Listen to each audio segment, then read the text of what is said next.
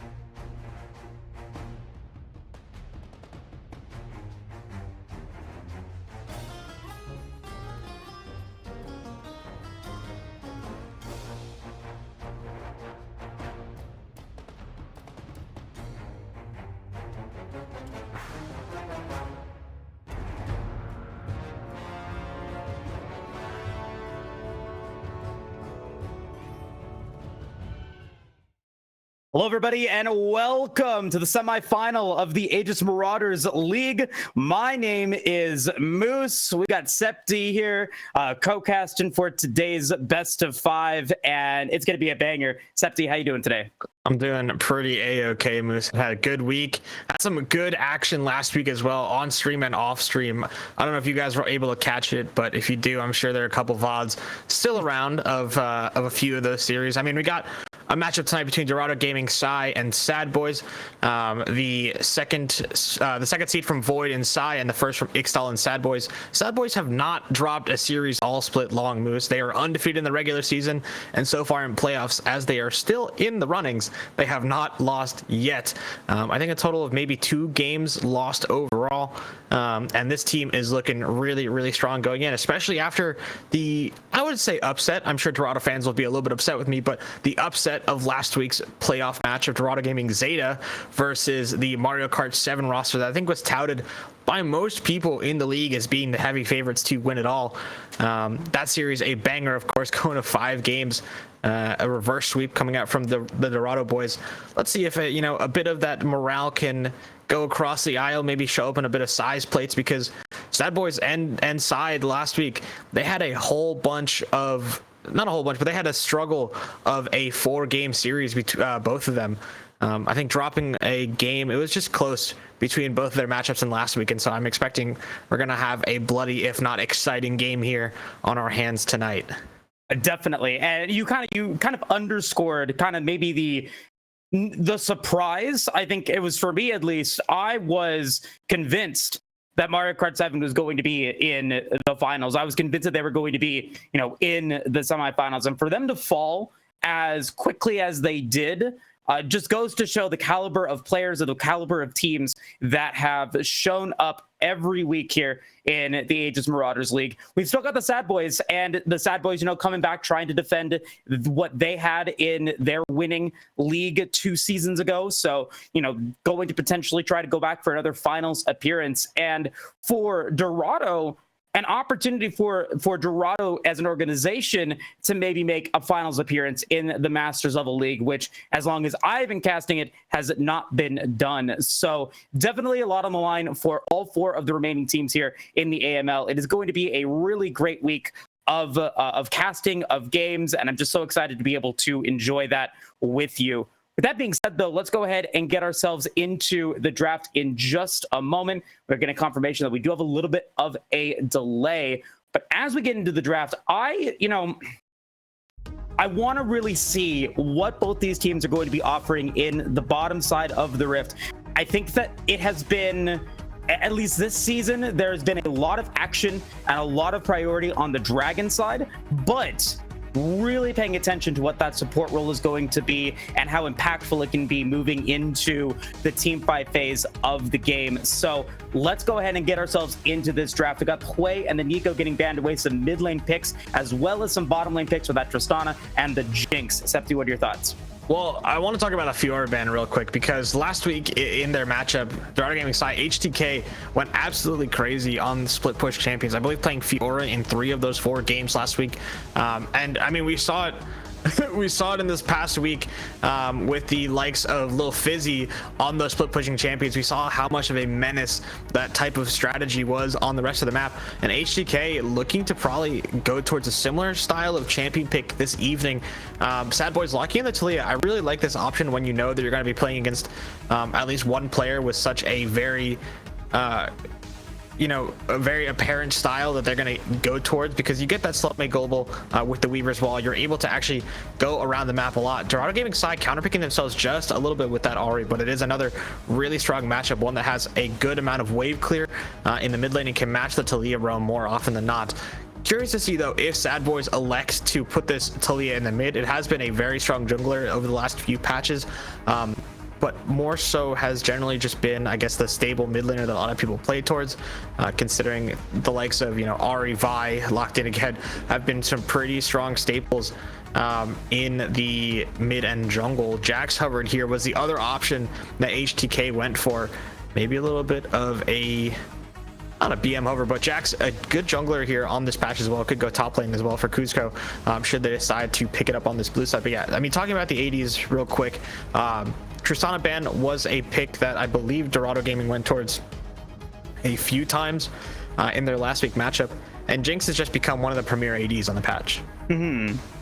Yeah, and I agree with you there, but I want to get back into the actual picks that we're seeing right now as the Senna TK gets locked in for the S.A.D.B.O.I.S. So I was a little concerned when I first saw the Senna. It's maybe a little bit scary to go up against a Vi, go up against an Ahri, but now you've got the protection of the TK. Should be relatively fine as long as that Devour is up. You can avoid the cease and assist. You can really destroy the charm from being viable, but a good response for Dorado Gaming is they're going to go very early game here. They're going to go very pick oriented with that rocket grab at Blitzcrank. Gonna mean that Dorado's going to have so much priority bottom side to potentially threaten Senna, and you do not want your Senna to be underfed or underleveled moving into the mid game. And so I think a really heads up play for them. I do agree that the Ahri pick maybe, and the Vi as well, because of the Unraveled Earth from Talia, that you could potentially get yourself in trouble with those stuns on the dashes. But really like the Blitzcrank in response. And now let's go ahead and see what the rest of this draft is going to be, as the Kai'Sa appears to be the R4 and will be the R4 for Dorado Gaming. Yeah, I mean, you said it yourself. There's a whole bunch of pick on this red side here, and what they need to honestly complement that is a whole bunch of damage and a whole bunch of guaranteed damage. Kai'Sa is a nice pairing with the Blitzcrank in an isolation, but when you think about the circumstances of the game, it's going to be Tahm Kench farming, so that Tahm Kench will be able to get beaten down a bit by the Kai'Sa Blitzcrank, but Kai'Sa herself will get outranged by the Senna, and so it will be a little bit hard for Kai'Sa to continuously auto attack in within range. Talia, again, a champion that will be able to keep Kai'Sa at arm's length, and then both Udyr and Aatrox are going to be champions that is going to be really difficult for Kai'Sa to hit. So Dorado Gaming, again, while they do have a good bot 2v2 matchup in isolation, I mean, moving out of lane, it's going to be really interesting to see how these fights are done, because it looks as though Blitzcrank almost is going to get left in the dust while the rest of their team goes flying past the front line of the fight to go onto whoever Vi or Ahri have decided is picked on the other side of the fight. But I mean, again, keep in mind, S.A.D.B.O.I.S have picked up that Tahm Kench, and while it is countered by the Blitzcrank a little bit, it is going to be able to save whoever the target is of that Vi, or whoever the initial person that gets charmed by that Ahri will be absolutely safe in the belly of that Tahm Kench. Granted, it is going to rely on morale to be really heads up onto where they position their character, and as well as how well they are, or how good they are at tracking when and where those engages might be coming from. Sai, on the other hand, going to round off the draft with a Wukong, a pick that Halls picked quite a bit last week in their matchup against Iceborne Black. And just taking a look around the Rift, S.A.D.B.O.I.S are going to have a very, very beefy composition, and it is going to be hard, but also, actually, more importantly, it is not going to be Wukong in the jungle. My apologies. That will be HDK, I believe, on the Wukong in the top lane, as it is a very nice matchup into the Aatrox. Definitely. I was just about to highlight that. I was like, wait a second. and I do like the response of, I do like that teams are kind of going into a little bit more of a bruiser, something that can provide a lot of value in the mid to late game. The Cyclone, regardless of how well you do in the early game, Wukong Cyclone is still going to be able to be impactful if you're able to get into the backline and knock up, in this case, the Talia and the Senna, and really disrupt them from being able to stay protected here in these fights that could then result in the Killer Instinct getting popped, the Spirit Rush getting popped. And so it allows for your team to then make plays off of your ult, and I think that's something that Dorado Gaming is going to have for them moving into the team fight stage. I really like their pick potential as well. However, they've got to make sure that they land those initial parts of their composition. They've got to land the Cyclone, they've got to land the Cease and Desist, they've got to land the Rocket Grab. If they don't do that, S.A.D.B.O.I.S, I think, have a much better long-term team fight engagement, and the longer the fight goes on, I think the S.A.D.B.O.I.S are happy in that scenario, as long as they don't lose their carries. And even then, as long as Aatrox is still alive, could still be the threat of that 1v9 juggernaut if they are able to get ahead. So a lot of moving pieces from both of these teams. Really liking both of these drafts so far. It is exactly what we want to see out of semifinals teams. Yeah, I think the Kai'Sa build this game will probably be pretty telegraphed. It should be that, that on-hit Kraken Slayer build that we've been seeing. Probably more crits focused, because if they opt to go for the poke build, it'll be hard-pressed to have enough damage to actually fight, or to actually take down more than, a single member of this S.A.D.B.O.I.S team, because sure, you have your target with the Vi, you get to hook one person, but then, I mean, the damage starts to run out just a little bit. Ahri only has so many Spirit Dashes. Vi as well, another very front-loaded champion. Wukong with the Cyclone, sure, would be able to do a little bit more damage over the fight. But again, his damage very front-loaded with that ultimate. And so it is going to be hard-pressed for Dorado Gaming to find, full fight wins unless they're clean picks. Yeah, and I think that with with Dorado as well, you know, they can potentially have a lot of, they do, not potentially, they do have a lot of burst. Ari was in a really bad position at the very beginning of season 14, but now in 14.6, I think I would argue maybe even overtuned, because Malignance is just so strong. The power of you know, the Orb Deception being able to land on multiple targets is huge, and maybe being able to get the Malignance proc on multiple members using your Spirit Rush or your W, you could potentially be dealing massive amounts of damage. And I think we saw in last week's on-stream match, Ari's being able to contribute a lot in terms of the damage meters, and so definitely going to be something to look out for. For the S.A.D.B.O.I.S, though, you know, I'm really kind of harkening back to this mid game. Like, I feel like the mid game is where they 100% shine. That's where they're going to have the advantage here in this series. So I'm really looking for very tight, coordinated play in the early game to make sure that they get into the mid game either on equal footing or maybe even just a little bit behind, so that then they can use those advantages in the mid game to then take control and potentially win it. But we'll have to see if that ends up being the case. Let's go ahead and get into the Dragon Draft really quick. S.A.D.B.O.I.S, it was 3 Cloud Souls in a row for the quarterfinals on stream. We continue to see no Infernal Souls or Rifts here at the AML. And just to be clear, S.A.D.B.O.I.S, we're really neck and neck in terms of predicting the Cloud Soul and Rift here in this season. You've got 10 correct guesses and I have 9. So it's really going to come down to the wire to see who ends up coming out on top at the end of the season. But you picked the Cloud Soul first, or in the last game, and I'm going to start with the Infernal Soul. You know what? Let's run it back. Let's go Cloud and Hex. I picked that a lot last week. I'm going to keep it going. There you go. I'm going to take the Chemtech. I'm going to go with the weird cousin of the Dragons, Chemtech, and then I'm going to take the Mountain, so I'm going to give you Ocean. I like myself an Ocean Drake. Yeah, and should be fun. Sounds good. Sounds good. Well, we got our Dragons selected and locked in before game number 1, but we are going to take a short little break while we wait for the Spectre to delay, but stick around and stay right there. We got S.A.D.B.O.I.S versus Dorado Gaming Psy in our semifinals of the Aegis Marauders League. We'll see you right over. See you in a sec.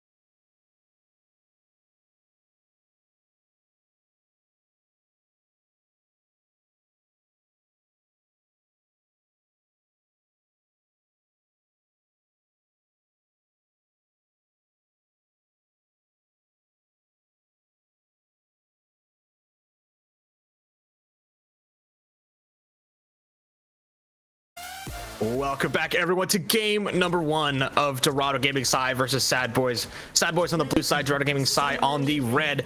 But before we get into the action, and hopefully before we get this 5-man invade, I do want to give a special thanks to our sponsors in Coachify.gg. Aegis is sponsored by Coachify for our 2024 Winter Split. They provide tools for esports coaches to manage their teams and players while finding new students. Click the panel located below the stream to check out their website for more information. And with that said, we had a blitzcrank on a side, Moose, and they did not invade. They went for the 5-man spread. So the efforts of the S.A.D.B.O.I.S roster have not bared fruit. No, and you know, it's always interesting to see teams dynamic to go with when they have the blitzcrank and to an extent the Thresh and Nautilus. Do they decide to go for one of those, you know, level 1 cheese all-in gank opportunities? And for the most part, it's not really successful. It's not really something that we see result in the game or in game-altering choices, but when it does happen, it's cool to watch and it's fun. It's fun to see, but no shenanigans like that today, but there's plenty of time for shenanigans later on in the series. As Scooter, he's not bad in a 0. He missed that first rocket grab. Rest in peace, a third of his mana before the lane even starts. Oh no. Yeah, 100 mana for that rocket grab at level 1. It is going to be a fun time for Scooter to recoup that mana, but both these junglers are going to start on their respective red sides. As Moose, I believe we have someone who missed the dragon predictions in chat. Oh no. But anyway, both junglers are going to be starting on their red sides. You're going to be going for what I like to call the 8-camp clear. Actually, I stole it from someone else, but we'll talk about that another time. It's basically where you start Raptors, and then you do your Raptors, Krugs, red, then you full clear and come back after Crab, and your Raptors will be spawning right away. It's something that full clear junglers really like to go for. HDK going for a bit of a long trade into Cusco. But no, I mean, actually, I guess because it was on stream, we should talk about that matchup just a little bit. The Wukong is going to be a very nice matchup into Aatrox. With the dash, you're able to close down on that Q1 and Q2. Wukong also a champion that's really strong in the early levels in top lane because they will just pop E and they'll get the attack speed from the Nimbus strike, and they will get so much attack speed and they'll just be able to walk you down, weaving autos in between, and it becomes really hard to actually stay healthy in a lane when Wukong is then able to just clone backwards after getting a very favorable trade in your favor. But take a look at this weird pathing coming out from the bot lane. The Senna TK are going to find the Vi here. Hall's going to get pushed back just a little bit. Should not be perturbed too much on their blue buff there. But a very nice usage of the crash coming out from the S.A.D.B.O.I.S bot lane to get information that they otherwise wouldn't really have had, apart from that ward on Raptors from Schneider. And hold on, HDK. I tried to do the same thing here. Going to see that Lexus is at the blue buff, is going to get some assistance from Schneider and from Cusco, and now could potentially be in trouble, but is able to get the first blood. Will clone away, but will be seismic shoved right back into the waiting hands of Cusco and Schneider will make it a 1-for-1. But first blood gonna go over to Dorado Gaming. Yeah, I think that's really heads up thinking from HDK. I mean, with the collapse coming in from both Taliyah and Aatrox, there's no way that the Wukong is really going to be able to make it out of that without probably, you know, blowing flash, and even then still potentially dying to the roam of the other players. I think the loser in this situation probably is Severed, because now Schneider is going to have that blue buff and red buff on their character, so should be able to continuously keep the wave shoved in against the Ahri. And we already saw, I mean, the power of this Taliyah early on was able to push Severed in, was able to get the priority to actually move to that fight on her own blue buff, and you know, punished HGK for what was a greedy invade just a little bit. You know, got the information, got the kill, good from the Dorado Gaming top laner. But now, I mean, we're gonna have to see if Schneider can actually do something with these buffs. HGK, oh my goodness. Yeah, gonna take a little bit of damage. That is 3 long swords on the Monkey King. No back yet for Cusco. Is going to be able to go back now, has a teleport to get back in the lane relatively quickly. Schneider not backed either. Gonna find Severed going for a little bit of a greedy back and will delay that one.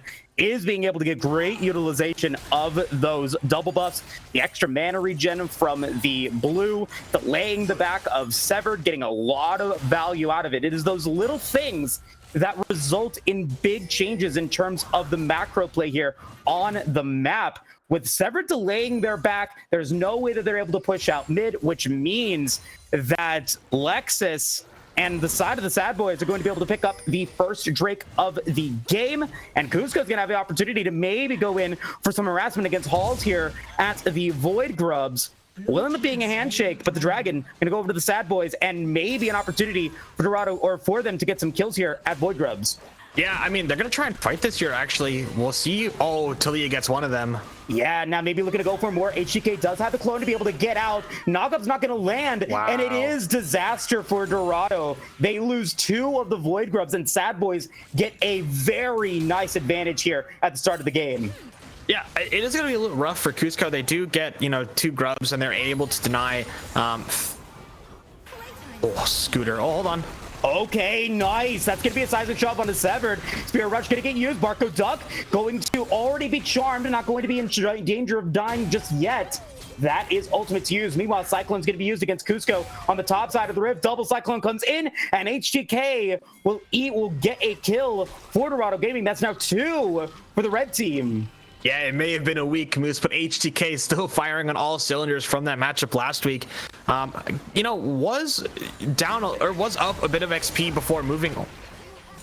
Scooter gonna go a little wider with that hook there, but no, that entire play was set up by that Herald fight, or sorry, by that Grub fight that Cusco opted into. It did look really good at the time, with Cusco being able to get the wave pushed in to the top side and move down to contest the Grubs. But in reality, Cusco actually froze the wave against himself in order to make that play onto the Grubs, and there was a massive amount of CS stacked up under HTK's tower, so much though that they were able to actually get that level 6 advantage over their counterpart on S.A.D.B.O.I.S and turn that into what was a very nice solo kill, and honestly a potentially lane dividing solo kill, as now HTK moves to 2-1, is got a base now with teleport, should come back onto the map with an absolute monster of a buy in a Caulfield's Warhammer and pickaxe compared to the 2 longswords and boots coming out from Cusco. This Aatrox is going to be in just a little bit of trouble, I think. Yeah, and this R5 pick from Dorado Gaming is paying in dividends here at the start of the game. Those neutral objectives, of course, being taken by the S.A.D.B.O.I.S, going to result in a slight advantage in terms of gold, as we are getting a little bit of a skirmish here on the bottom side of the rift. Present could be down to half HP, but Barco Duck will also take the same amount of damage. Wave is going to crash as well, but Lexus is nowhere near the nowhere near the bottom lane to potentially go for any sort of dive, but Resent can take even a little bit more poke damage. Level 6 for morale. Barco Duck is level 5. It is a fasting Senna here in game 1, so really looking at the comparison between Resent and morale in terms of CS. But now Severed maybe in trouble, gonna maybe have to use the flash, gonna be very close to death. Will not have to use a flash, but does have to use a Spirit Rush. Lexus holds on to the Ghost. That was a very fine margin there. It's gonna go just a little bit wide again from Scooter. Severed force to use the Spirit Rush away is not going to be nice for their cooldowns respectively, but this is a really interesting evade coming out on the top side here. Talia is on the map, doesn't quite have the Weaver's Wall available, so should be able to walk this one out, but the directed camera wants to keep focusing on bot lane, and so it only seems right to I'm not going to raise the alarm bells just yet, but Senna TK was picked blind, and they countered with Blitzcrank, which is a traditionally good matchup into Tahm Kench. Granted, it's for the level 6 advantage of being able to break the shield. But you also picked Kai'Sa, which is an AD that is really not that great in the matchup. And yes, it is nice if we're able to consistently apply pressure to the lane. But in the 2v2 isolation, it is looking really rough for Resent and Scooter, especially because I don't think Scooter has landed many hooks in lane. And so the HP of both Morale and Barco Duck, oh my goodness, we might even see a dive here potentially. And it is going to be a dive. Dawning Shadows was used. The knockup does not land on a Resent. Scooter going to be 1 HP and will be going down. They get the nice Devour, but a great charm from Severed is going to make it still a 1-for-1. Make it a 2-for-1 in favor of the S.A.D.B.O.I.S as Schneider comes in. Doesn't even need the Weaver's Wall. Gets a great seismic shove. And it ends up being the bottom lane for Dorado Gaming paying the price. Yeah, I mean, Dorado Gaming both going down there, and it is going to be Barco Duck down there by themselves to actually, I think, pull this wave into a freeze or farm it themselves, depending on what they want to do. Severed going to be now forced to deal with this wave as Resent going to go towards the mid. But yeah, I mean, it's almost iconic there right after I'm talking about it. It's, Resent and Scooter both go down in the fight. Both kills go the way of Barco Duck, and Schneider as well was able to roam down from the mid at a similar timing to Severed. And now Severed does have the Spirit Rush available should they get a little bit caught out here. Oh boy, woo! Ooh, gonna have to use that Spirit Rush once again, as the S.A.D.B.O.I.S will use this opportunity and the advantages they had in that a little bit of a power play to pick up the 5 Void Grubs. That is Hunger of the Void buff for the S.A.D.B.O.I.S. That'll be a great boon to their mid game and the sieging potential of Cusco on this Aatrox. Dragon is up. It is a Hextech Drake, but a dive is going to be first here for Dorado Gaming. Going to try to get Barco Duck, and this time they do. Shutdown is going to land, and Morale is going to be rocket grab back in, but they are one tanky Catfish, and they will be able to get back under tower. But that is a big kill for Dorado Gaming. They can go straight to Dragon and should be able to get it relatively easily. Yeah, going to be going for that second dragon is going to be the Hextech in this game. So a nice amount of movement speed on CDR as HDK going to pop the Cyclone going into Cusco. Not going to have enough damage, or not going to have enough movement speed actually to find the second R2 onto the Aatrox. Does have that finish Eclipse on the top side. So the power difference between these two laners is absolutely immense, as this Wukong is just consistently shoving in Cusco, doing so much damage with these short burst trades that the Wukong is allowed to do because of their kit. It is a 30 CS advantage on the top side for the Dorado Gaming side top laner. And hold on here, Lexus might be caught here. No Awakened available. Okay, Cease and Desist is available, but not going to be pulling any trigger. The lack of vision, I guess, in the blue side jungle will be enough to have the S.A.D.B.O.I.S, get their jungler out of dodge. In terms of CS in the jungle, Lexus has a slight lead, 90 to 80, about a camp and a quarter, so not really too much. But the big CS advantages are going to be in the top lane and in the mid lane. HTK up by 25 comparatively to Cusco, and a 20 CS advantage for Schneider, who's 1-0-1 on this Talia. Also want to highlight Morale doing exceptional on this TK. 103 CS, beating out Resent, who is supposed to be the marksman for the Dorado Gaming comp, who is not having a good time getting that CS and completing that call. No, is not been able to farm too nicely in this game. Still has a respectable amount of CS, still very on par, but Resent, hold on. All right, we got another play on the bottom side of the Rift. Resent and Schneider going to potentially be in trouble. The Dawning Shadows does not land the damage onto Scooter, but they are going to be able to land that root. The rocket grab is going to land. Schneider's going to be forced to flash away, but into the waiting arm of Severed. Great charm to take there by Morale, but unfortunately it's not enough to keep Schneider alive. That is both summoner spells used for the Talia going down. Meanwhile, Hall is going to find Lexus in the jungle, and that might be another going down for the S.A.D.B.O.I.S. However, Scooter will fall on the bottom side of the Rift. Severed and Resent still coming in. Charm is going to land onto Barco Duck, but that will end the skirmish. And overall, it is a 2-for-1 trade in favor of Dorado Gaming. Yeah, the kills went on to Vi and on to the Ahri there, as Resent is still going to get zoned away from this wave, but the Vi coming behind. All right, and there are no cease and desist for Morale to go down. Does get a lot of healing thanks to Barco Duck. And now the teleport is going to come in to Devour to finish the job. No, not enough, as Halls is still going to be putting in some damage on the Barco Duck. The teleport's going to come in from Cusco. World End is going to come in, and a lot of damage on the Barco Duck, as the Weaver's Wall is going to come in for HGK to go for the Cyclone. We'll be able to take out Barco Duck. It is still a fight, and the S.A.D.B.O.I.S want to win a very scrappy exchange. And at the end of the day, I still think it's a lot of kills to a lot of kills. At the end of the day, I think it's about a 3-for-4 maybe, or maybe a 3-for-5 actually in total, because we had the Udyr go down, we had the Tom Kench, it might have been just 4 actually, but anyway, nonetheless, it is a banger of a fight. The gold lead is already super accelerated. It is about 24k a piece for both of these teams. First item's going to be completed respectfully, except for, honestly, even including the support of S.A.D.B.O.I.S here. Senna going to be finished with that Edge of Night. And yeah, I mean, looking around, it is actually a crazy game so far. Halls did such a nice job in that fight, finding the pick onto Lexus in the 1v1 on the top side of the river. But on the bot side, it looked as though Scooter finally landed a meaningful hook onto Schneider, but was unfortunately not able to make it land, as the S.A.D.B.O.I.S mid laner had flash available to them, as Schneider now flashless. Oh, no way out, and will go down, not checking the brush, and will give another kill over to Dorado Gaming. That is a delay on Schneider getting their second item. That's delay on them completing their Archangel staff, and the power play is going to give Dorado Gaming the confidence to go for that blue buff, and they will be able to take that away from Lexus. Meanwhile, on the bottom side of the rift, that tower's almost down, but the mid game is starting with Dorado Gaming having a slight tempo advantage. They're just catching out the S.A.D.B.O.I.S a little bit, and that's causing them to struggle here. Yeah, and it's a little bit odd to me because I'm trying to figure out how this Dorado Gaming team really has late game insurance. Yes, you have the Kaisa, but it feels more as though that it's, you know, not in line with the rest of the team so much as it's late game insurance, because we see has that mana immune fully finished, we'll be working towards that Luden's companion, I believe, as well. And so, you know, we'll offer some poke later on as HGK gonna go for the 1v1 onto Cusco here. Cyclone pop twice, gonna be going for it, but look at the healing coming out from that Sundered Sky. HGK gonna potentially find the kill. No, Cusco gonna walk this one out with the healing coming out from both the passive and the double Sundered Sky proc, because let's remember, when Wukong does press that W, it does create a clone that Cusco will actually be able to use as a second proc of that Sundered Sky to heal just that little bit extra as the fight continues to go. But I mean, this Wukong is strong, but is not looking as impactful as they were earlier on. Yeah, and that's kind of the downfall, or maybe the price you pay, is that you do lose a little bit of that power, except when you're able to get those cyclones. The later on this game goes on, Cusco will continue to develop.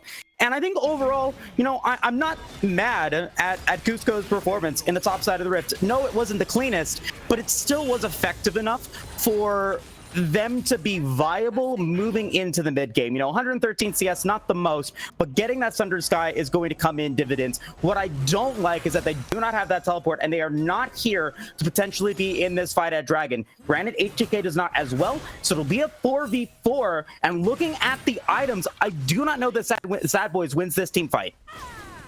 Yeah, I mean, they're going to potentially go for it. Barco Duck is extremely strong here compared to the bot lane of Dorado Gaming. I mean, it's a mana immune compared to 2 completed items with a hook going to land. Dawning Shadow going to get a little bit of damage on the Scooter, but that's about it. Seismic Shove not going to land, but a nice knockup from Marauder. 4 members, but no follow-up. The Charm going to land on the Schneider. Schneider's going to be shielded, but it's not going to be able to survive much longer. Lexus is going to fall, and the S.A.D.B.O.I.S unable to get this team fight. Kais is going to pick up a double kill. HGK comes in to take out Barco Duck, and it is 3-0 in favor of Dorado Gaming. It was all a bait. The Abyssal Dive looked absolutely incredible, but it was all a bait as the Dorado Gaming members worked together so cleanly to win that fight as a team. HGK coming in at the end to find Barco Duck on the backside of that fight, but they're able to pick up the Dragon. They're going to try and knock down this mid tower here. Maybe a little bit too early was Halls with this Herald pull. As now the Dorado Gaming jungler might be in a spot of trouble as Hook can go wide from Scooter. But no, a Dragon fight win and a massive, massive shift in tempo coming out from this game, as we saw the ball lane again of Barco Duck being absolutely, you know, being an absolute menace in this game.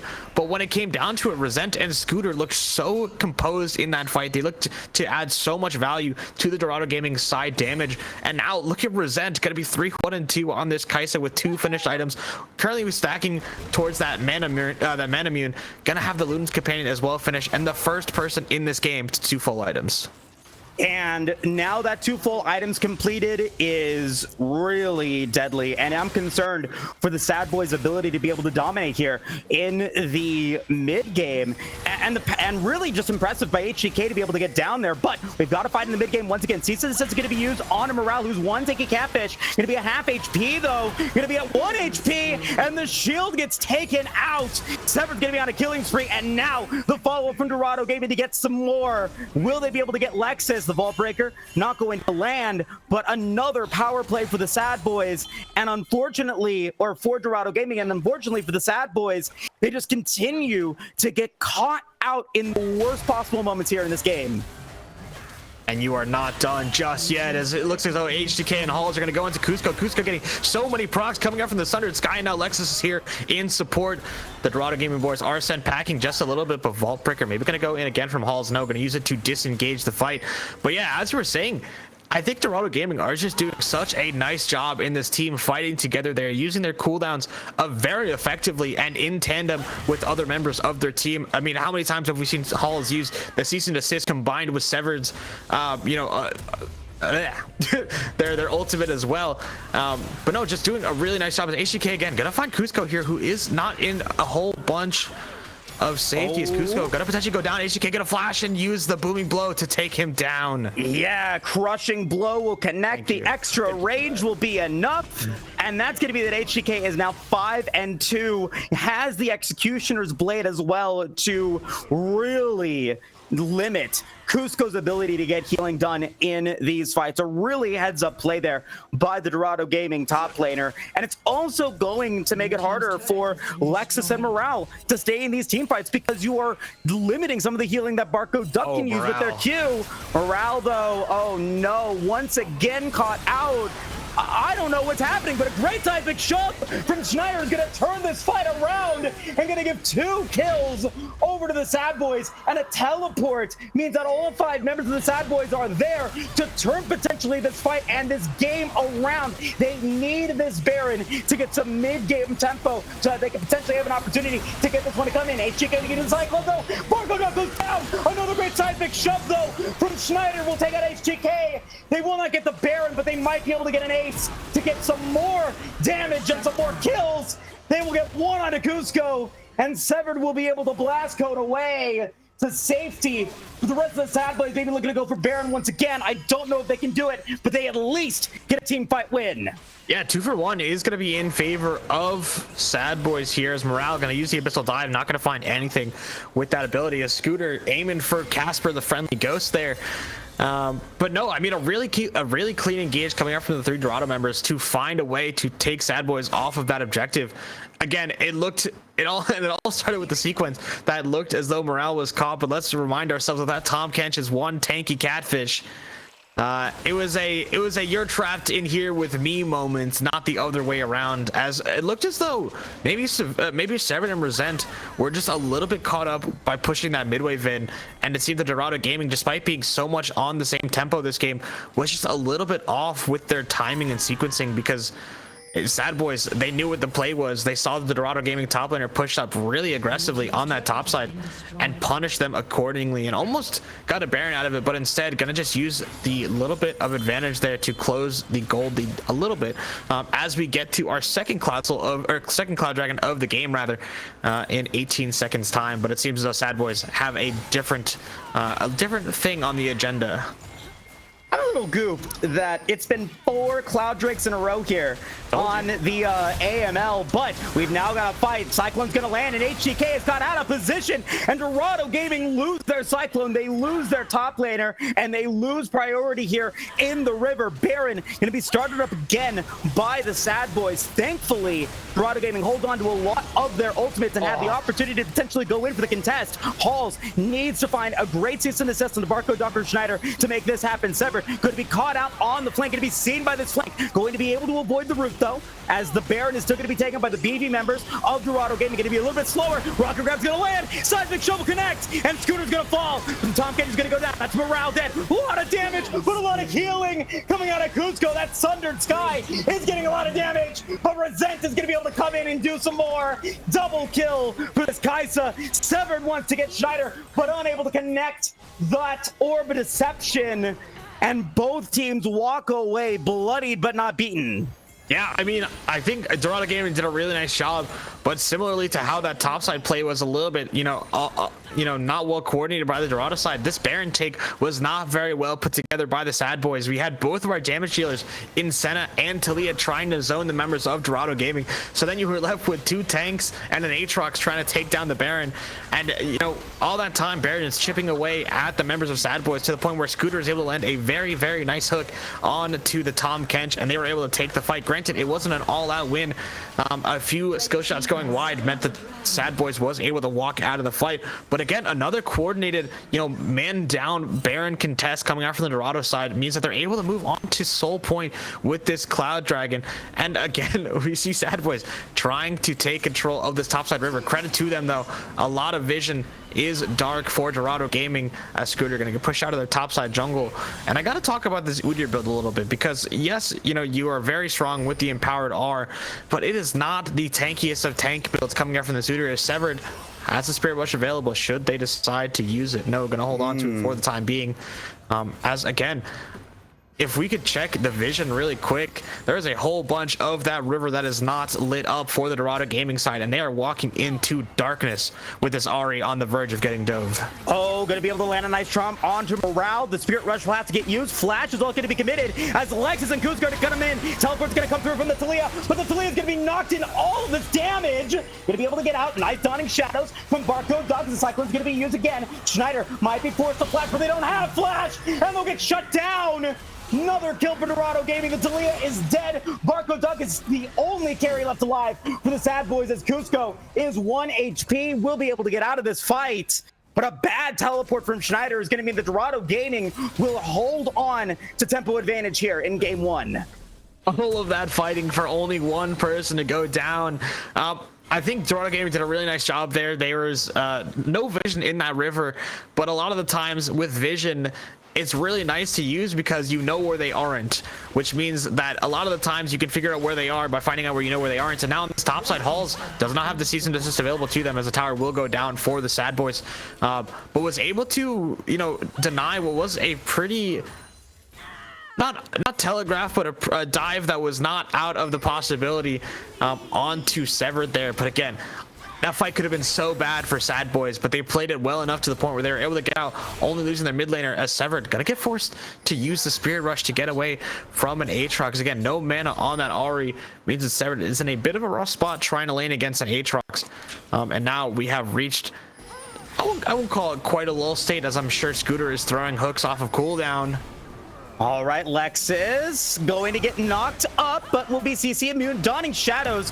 I'm sorry, not Dawning Shadows. That's going to be Weaver's Wall. And Schneider, what are you doing? Morale's going to be able to come in. Seismic Show's going to be able to keep Schneider alive. HGK is 1 HP and will go down. So it is once again a power play for the S.A.D.B.O.I.S, but so much damage going to be taken by the S.A.D.B.O.I.S squad that I do not think that they are able to go for Baron. Dorado Gaming is, I think, happy with this. Yes, they lose the Wukong, but I don't think that S.A.D.B.O.I.S can go for Baron, and they can delay a little while longer so that they can go for this dragon fight. Resent is going to be forced to flash away. Nice Dawning Shadows. Nice Darkened Blade from Cusco. Going to force out multiple flashes from Dorado Gaming. The stones are going to land. The knockup's going to come through. The Seismic Shock's going to land on the halls.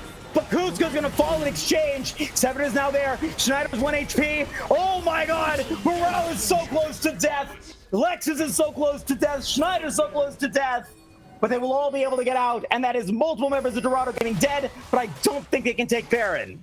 No, they cannot. But I mean, this is coming down to a lack of damage a bit on both sides here. Dorado Gaming not really able to make a lasting impact without Severed in the fight. Yes, this Kai'Sa is doing a decent amount of damage with her poke, but it is not the type of damage that will win you a fight. I talked about it a little bit in draft, thinking that this Kai'Sa was going to go a different way with her build. Instead, she's opted to go for this poke, which in isolation, again, is going to be pretty nice. You know, you can't really approach the Senna, you can't really approach the Talia, so you got to play from outside of their range, and this Kai'Sa build will go for it. But the trade-off is you do not have the damage to win a straight up fight. You cannot take down the Aatrox, the Tom Kench, and the Udyr all together with just this Kai'Sa build. You need all 5 members of Dorado Gaming to knock down and get a numbers advantage in the fight before you can actually take down those, you know, those really beefy tanks on the side of S.A.D.B.O.I.S. It is dead even in gold. Dragon is spawning in 30 seconds as Morale's gonna be caught out a little bit. Charm is gonna land, and Morale is definitely in trouble. Morale goes down, and now Dorado Gaming looking to be able to maybe get some more. Great Unraveled Earth from Schneider, going to be able to get the stun on HTK, but now S.A.D.B.O.I.S, they've got to deal with what Dorado has been dealing with all game long. Great Charm, great Rocket Grab, great stun, great Cease and Desist. It's all coming up Dorado Gaming, as they're going to get multiple kills onto S.A.D.B.O.I.S members. Barco Duck is going to die, and this might be the game for Dorado Gaming. They're going to get the ace. 30 seconds remaining on those death timers. It might not be the game, but it will certainly be Dragon Soul and Baron for this Dorado Gaming side. We said it. They picked off the Tom Kench, who was by themselves. I'm not even sure what Tom Kench is doing in that spot, because not the support in this game, you know, doesn't have any wards to drop themselves, and so was just caught in river by themselves. Gets absolutely blown up by the Dorado Gaming side, and then 2 for 2 S.A.D.B.O.I.S. They tried to go and disrespect Dorado Gaming just a little bit. They thought that, you know, Dorado Gaming is just going to hold firm in the river, not give up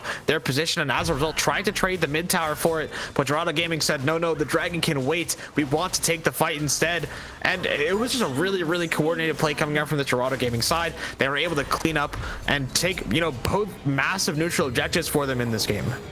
Yeah, and now this game is blown wide open in favor of Dorado Gaming. I think the window of opportunity for the S.A.D.B.O.I.S to take control of this one has already passed, and it's going to take a throw from Dorado Gaming for them to be able to lose this one. Being able to have all the movement speed from Cloud Soul, to be able to get around the map, to be on objectives on time is going to be massive. This power play as well with Baron Nashor could be the opportunity to open up some of these inhibitors.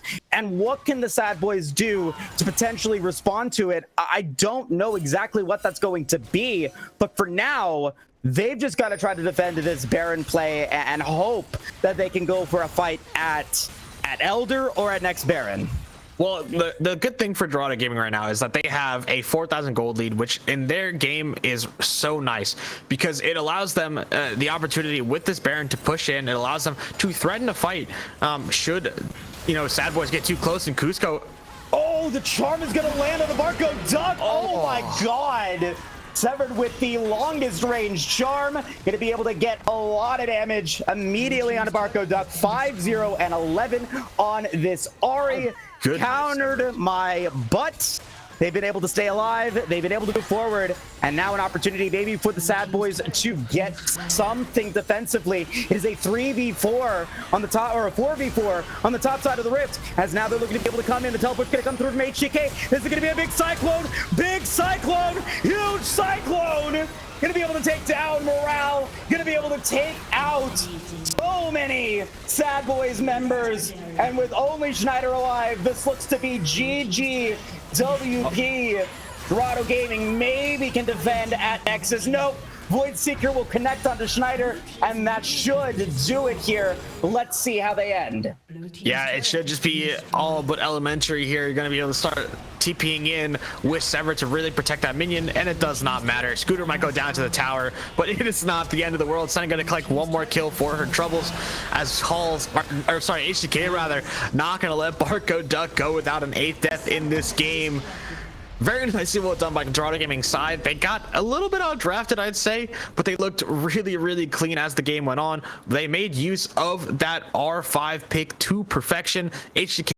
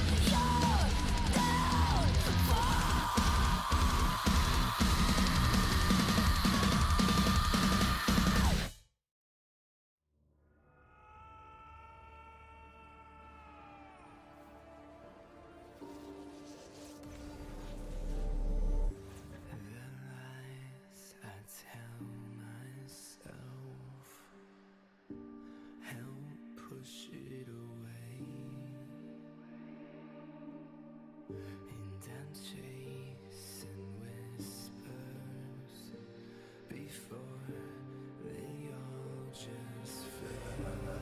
So how can I leave it all behind when I refuse to watch it fall to dust? I will find a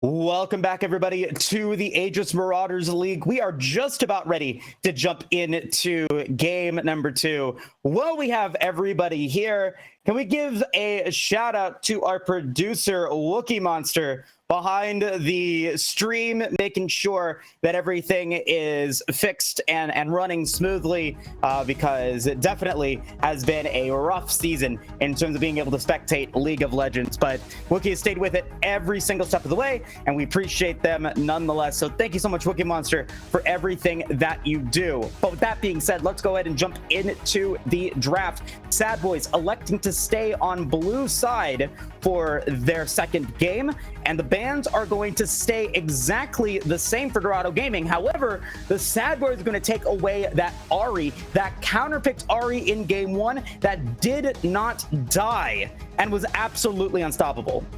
Yeah, I mean, we said it before, S.A.D.B.O.I.S looked really good, turned a lot of those would-be losing fights into winning fights for Dorado Gaming side. Gonna leave up the Tristana this time, so it makes me think that Dorado Gaming might be going for that early on in this game. Curious to see if the Talia is left up again. No, it will be that Poppy taken away. Talia, though, will be, again, probably the first pick coming up from S.A.D.B.O.I.S here.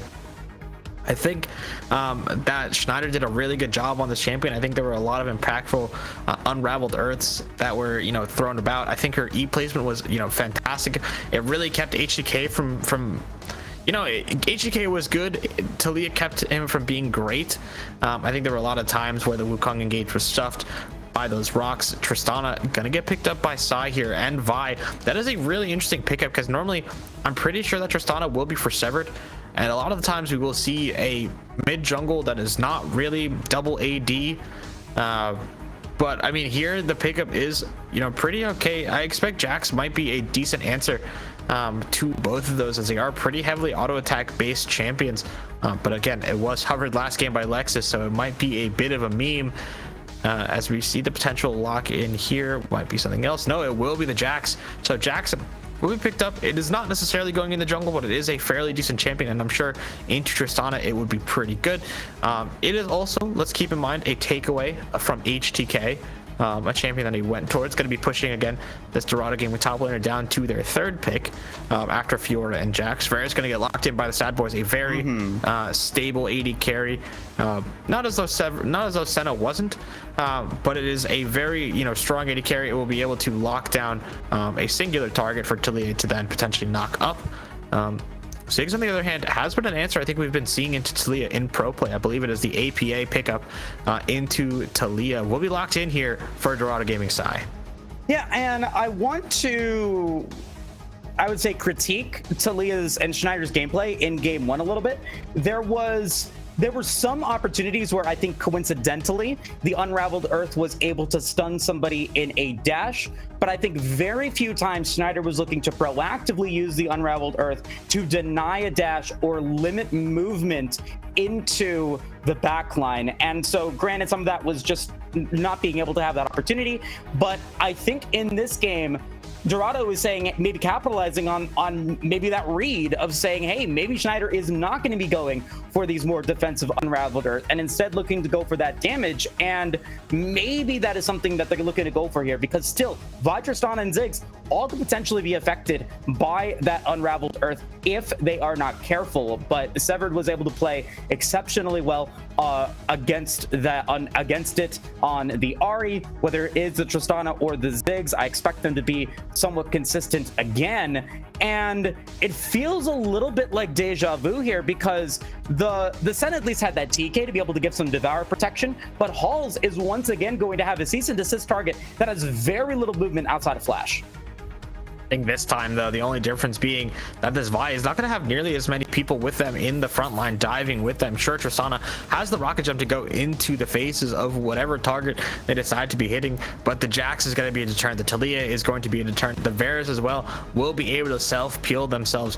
Thresh gonna be the lock-in here to pair with one of the members of Tristana or Ziggs. Not really sure which is which for the time being, but Thresh is gonna be really interesting here because I don't really know what it's really used for here. Traditionally, we see Thresh picked with immobile, ADCs like your Caitlyn's, or sorry, your Aphelioses, your Jinxes that are worried about getting, trapped in place by something. And it seems as though S.A.D.B.O.I.S are looking for something for the Thresh to get value from, as the paranoia from that Nocturne would be a very good usage of that Lantern to scurry them away to safety from the scary ghost man. But I mean, curious to see how S.A.D.B.O.I.S is going to be sending that Jax towards the top side here, and looking now to pick up their support into the Thresh. Bard would be an interesting answer, would pair nicely with Nocturne, and in regards to the semi-global nature of their composition, and we'll be locked in here. So expect Morale to go a bit on a roam this game, and leave this Varus to hold their own against Thresh plus whatever combination they decide to go for. But now we probably have the top lane counter pick. Yeah, what will HDK go for? And now again, R5 HDK going to get the counter pick here for Dorado Gaming. I think played well. I give it a solid A- in their performance in game 1 against Wukong versus the Aatrox.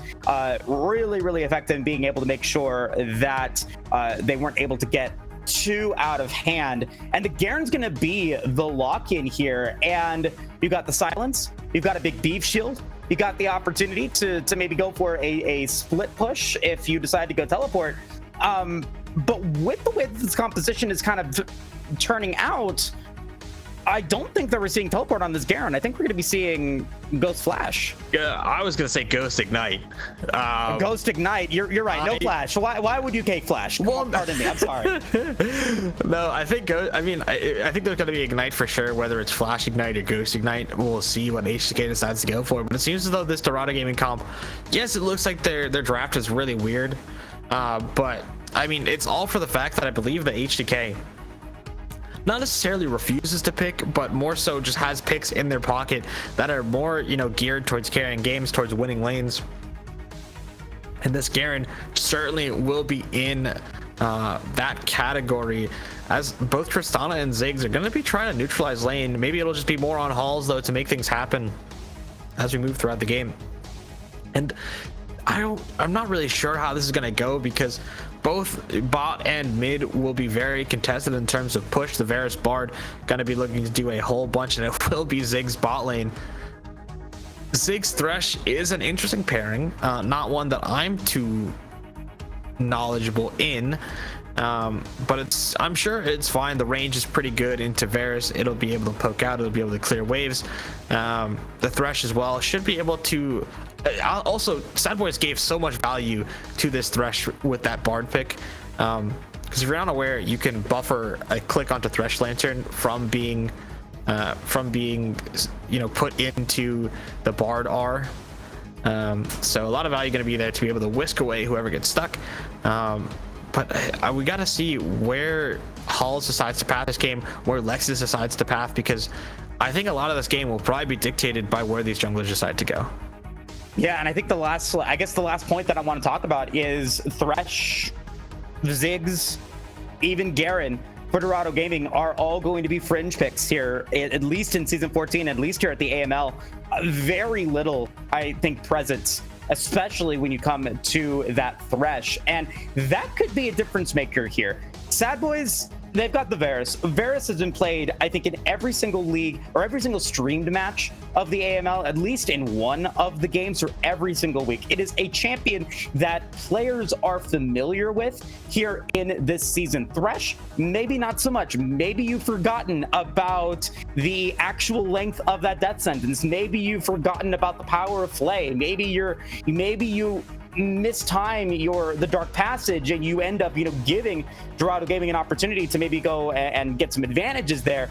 maybe something to come into play. I don't know how much these players have scrimmed with Thresh or against Thresh, whatever that may be, but should be a fun game and should be a fun game to this series nonetheless for Dorado Gaming. An opportunity to go up 2-0 against the S.A.D.B.O.I.S and be one step closer to going to the grand prize grand finals match.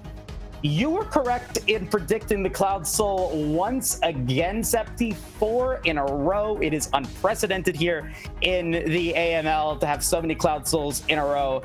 And you know what? I'm just going to go for the memes. I'm going to go for it. I'm going to take it away here at the start of the Dragon Drafting Game 2. Well, I am going to make you pay for that, and I will take the Infernal Dragon. Oh, no. I'm going to go for the fun dragons. Give me Infernal and Hextech. There you go. There you go. I'm going to take Ocean and Mountain. So, yes, I will give you the fun dragons here in Game 2. But, hey, I mean, this Dragon Draft has been pretty fun. I've kept up with a little bit of the data, but there's definitely more data that could potentially be out there had I had a little bit more number crunching. Isn't that right, Septi? Yeah, always talking about the numbers, always with the very nice transitions to our second sponsors here at the AML in Pro Comps. Just wanted to shout out Pro Comps real quick. They are our sponsor and a game changer app for the League of Legends community. It's not like the other tools. It's your personal draft coach, perfect for both teams and solo players. In fact, you compare it with any other app you use. Pro Comps stands out with features like custom champion pools, personalized tier lists, and live draft advice. Think of it as having a virtual coach and a strategy toolkit all in one. They offer real-time champ and ban recommendations. They already have over 200,000 downloads and thousands of daily users, just like you all in the chat. ProComps is a user-friendly tool and totally free. It's a no-brainer to at least give it a go.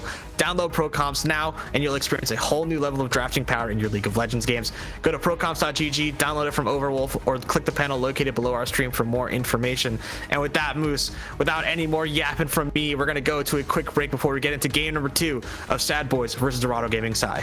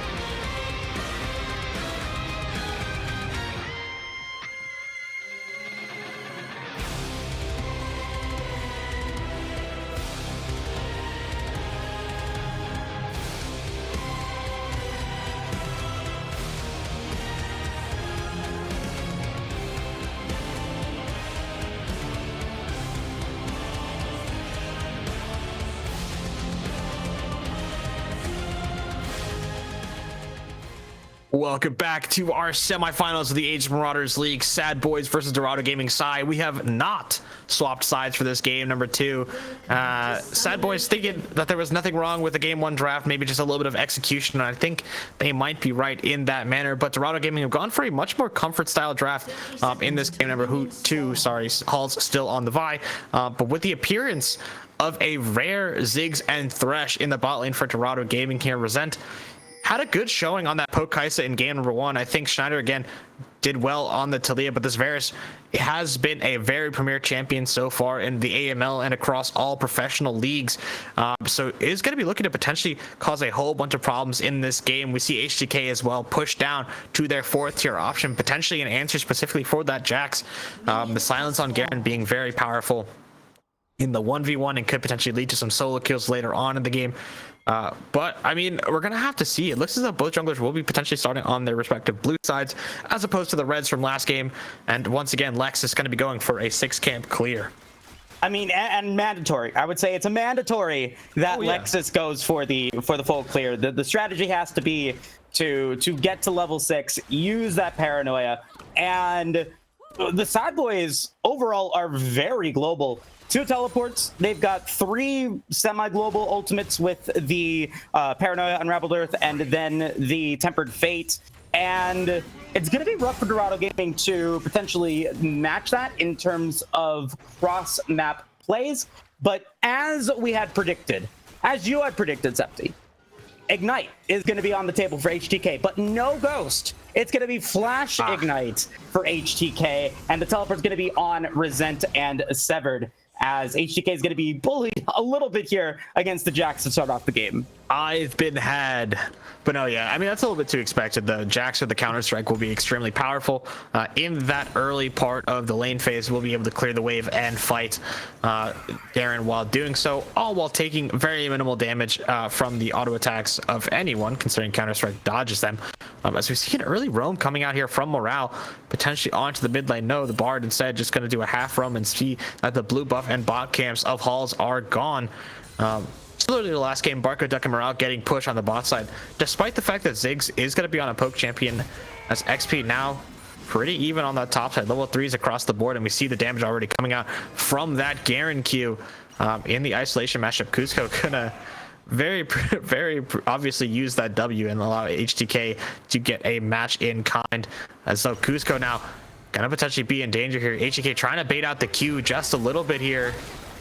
You get plays. You get plays on Unraveled Earth into the seismic shove onto Severed. You try to get a little bit of damage onto Schneider, just trading it away.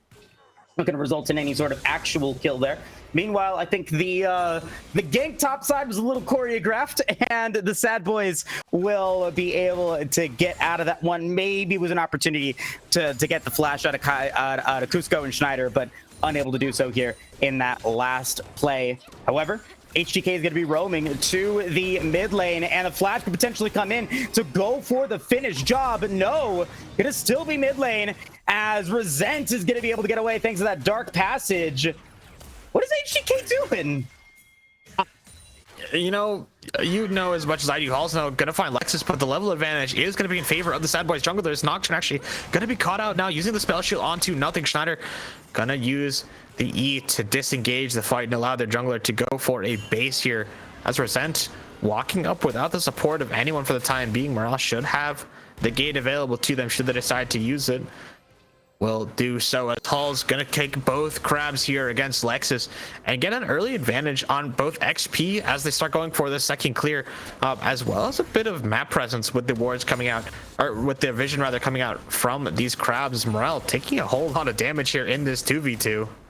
Boy. Yeah, and good for Hall's going to be able to even out the creeps. Avoided going for the Krugs. I would have preferred HTK go for the Krugs top side instead of going for whatever that mid lane play was. But I'm not a Masters player. I don't know what I'm doing. You don't have to be a Masters player to not know what HTK was doing, because I'm sure a lot of people in chat had no idea what this game was going for. The only thing that would make sense is Cusco goes in for a bit of a trade onto HTK that should not result in much.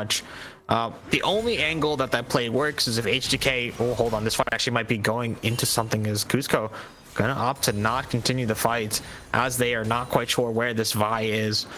But no, I mean the only angle that HDK had on that fight was to somehow find a Q flash onto Schneider, you know, to stop the flash going through from Talia herself. But not going to matter, as objectives are going to get traded now on opposite sides of the map. Dragon going to go the way of Dorado Gaming here and to the grubs of S.A.D.B.O.I.S. I mean, we saw S.A.D.B.O.I.S get 5 grubs in the last game, and it didn't really seem too impactful on the match itself. Yes, it is very nice in isolation when you get the pushing bonus, but I don't think they ever really had the opportunity to hit towers. No, not at all. And, you know, the Aatrox was kind of shut down. That was really the only one that was able to get a lot of, that could have potentially gotten that split push to go for that siege damage, but just unable to find that. Cusco, I think, has a better opportunity if they are able to get Hunger of the Void to find that here in game 2. Ulti popped. We are going to get a lot of damage coming in as HGK just now level 6. Gonna have the Grandmaster's on popped. HGK wants it and will get the judgment. I cannot believe that he's going to get away with murder in the top lane again, Septi. Garen things is all I can say. HDK played that fight as well as they could have. It popped level 6 in between, and Cusco was unaware as just how much damage this Garen was able to do with the Ignite, with the Conqueror, and with the execute damage coming out from that judgment. And now on the bot side here, we see a hover coming in from Hall. It's very nicely well done from the Dorado Gaming jungler. So going to land on the Barcode Duck, which will draw Lexus off of their base. And now the jungler from S.A.D.B.O.I.S is going to show for no reason. Yeah, unfortunately, you know, delays a little bit. Those little delays, those little changes in how you make the early game could make the difference between winning and losing. Seismic Shove landing that time. Severed going to be taking a lot of damage. Resource management, though, going to have the health back thanks to getting to level 7, but is still just trying to push forward. But now Morale looking to get it. Nice buster shot. That was cute, but unfortunately not going to be enough to pick up 80 kills. HDK going? Meanwhile, HGK is just going to battle it out against Cusco. I don't think you die to that. And almost a good play from Severed to get out Morale. Does force out the flash, does force out the Ignite, but at the end of the day, it does end up going down. I think this Garen just got himself killed, tried to pull the wave to keep it out, but it gave enough time for Lexus to get paranoia here. The dive is going to come in onto this Garen. No flash, no Ignite, no ulti. Go boy, a lot of damage though, and not dead yet. Will end up being able to go down, but man, an expensive dive for the S.A.D.B.O.I.S. Lose Grandmaster at Arms, lose flash on Lexus and paranoia, but at least it's value on that paranoia, which means job done for Lexus. The pick was worth it. The pick was absolutely worth it. Send a message to HDK. And unlike last game, look at the CS lead coming out from Cusco in this game. They took away the... Okay, Dark Passage. Resent going to be 1 HP. Level 6 available for Barcode Duck. Uses the Chains Corruption, but will unable to finish the job. Resent going to be probably forced to go back and lick their wounds. No, actually going to commit to pots. So I don't know if they're staying in lane or not. But anyway, back to that topside play. And Cusco performing, I'd say better. He's performing better in game 2 than he did in game 1. Yeah, I mean, has a champion that is not as countered, that is in a not as one-sided matchup as, you know, Wukong versus Aatrox. As we see a nice trade coming in from Schneider onto Severed, gonna land a good amount of damage. This Tristana, no flash, remember. Halls is here with the Vault Breaker and is going to look to go for it against Morale, who does not have level 6 yet. Temper Fate was not available, and now HGK wants it. No, it's Severed that will take out Morale, get a little revenge on the kill that he took earlier in the game. And once again, HDK has gone on the long roam to mid lane. We'll lose most of this wave on the top side as a result, and the XP and CS lead will continue to grow for Cusco in this lane.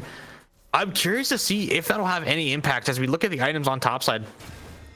I'm sorry if it comes out this game, but I have a disgust for Garen players and I have a disgust for this champion, because why in the world is a Garen allowed to build Berserker Greaves and still be as tanky as he is?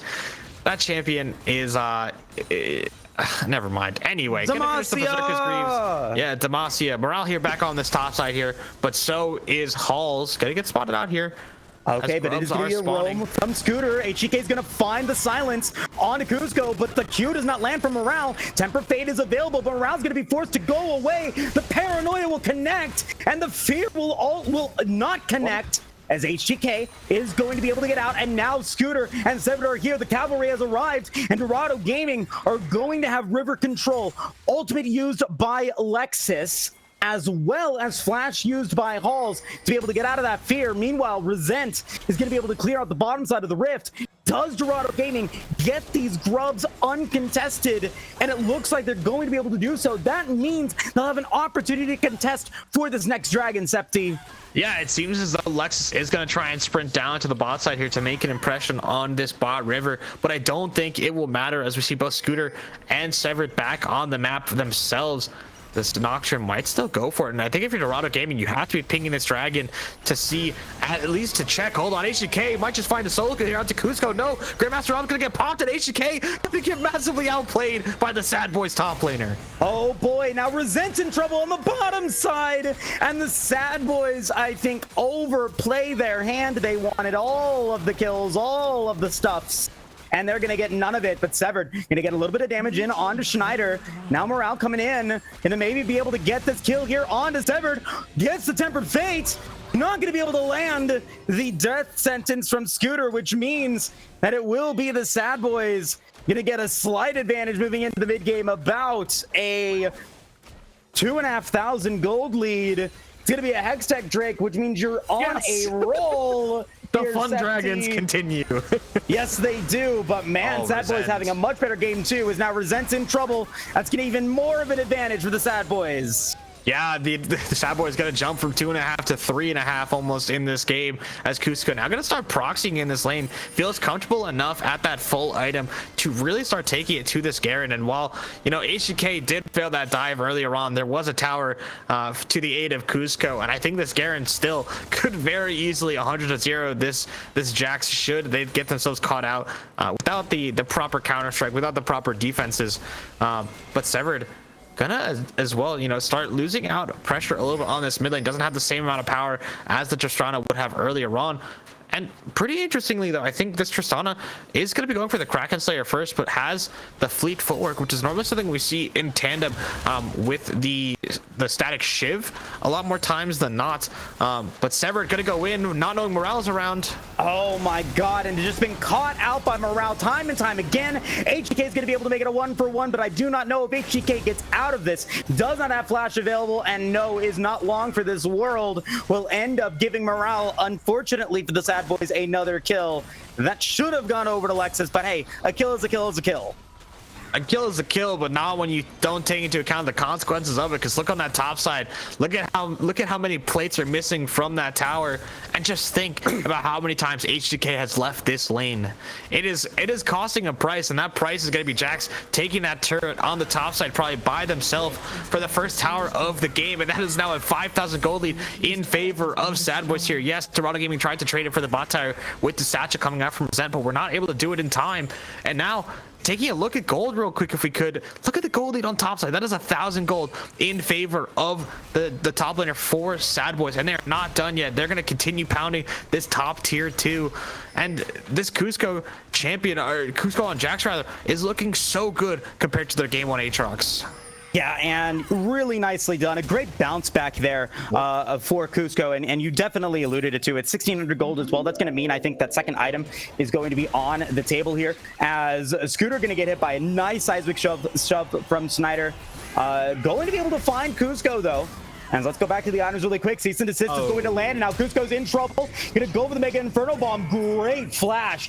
Huge flash from Cusco, but does that mean that they're able to get out? Vault Breaker is ready, but Paranoid just about up for Lexus. Are they going to be able to get it? The Weaver's Wall is going to connect. A lot of damage onto Resent, who gets caught out. And yes, Cusco is able to survive, uses the Grandmaster of Arms to do so. And Dorado Gaming just not having that same success as they had in game 1. Maybe a little bit of hubris, because it just seems like overconfidence. Yeah, no, I would say it's a bit of overconfidence versus a stylistic change in composition compared to last game with HDK now going to get caught out by Morale, has the gate behind him. Oh no, HDK, I don't even know if you're able to get out. Gonna go for the extra movement, so you can go try. for Parko Duck to avoid the seismic shove, but nope, not gonna be enough. I think loses judgment, but he'll have it back for the next fight. That's going to mean we've got a 3-0 Varus, a 3-1 Talia, and a 0-0-0 Thresh. Scooter has tried and failed to be productive in the first 15 minutes of the game, and and I'm waiting to see this Thresh put in some work here to be effective. And it seems to me, Moose, that the S.A.D.B.O.I.S from regular season has finally shown up to this playoff series. They were kind of missing a little bit in the last game, maybe a little bit too defensive composition, or maybe just caught off guard by the speed that Dorado Gaming side were playing at. But now we see a calm, cool, collected Lexus, Cusco, and even Morale have a very nice game so far. You know, fighting roams, finding ways to influence the map that are, you know, not really detrimental to the rest of their team. And Dorado, we said it before, not really finding the same impact as HGK. Not going to have nearly as much damage as Cusco here, as the S.A.D.B.O.I.S top player. Going to be working towards their second item. Will probably be that Sundered Sky, as we saw from the Aatrox last game. But no, I mean, looking around again, Dorado, they are playing a different composition stylistically. S.A.D.B.O.I.S, yes, can go in with hauls should they decide to go on a singular target, but does not have the ability to dash around the same as the Art from last game. Is Morale now going to find Resent potentially? Oh, and Resent is going to get the Weaver's Wall. Nice Dark Passage, nice Vault Breaker, but it's going to force out two flashes from Halls and Resent with a use of the Weaver's Wall, a use of the Tempered Fate. Mega Inferno Bomb going to drop to get out Shelly, but a nice seismic jump once again. Halls is going to be forced to Vault Breaker away. Now 1 HP. Dragon is available to get used, but no, is the demolished procs from Cusco that will come in to pick up the mid inner tower and increase this gold lead up to 5,000 gold at the 17-minute mark. We do get an objective bounty in the top side of the rift thanks to HTK getting that tower, but the objectives are coming up S.A.D.B.O.I.S and will continue to do so as that Hextech Drake now gets taken.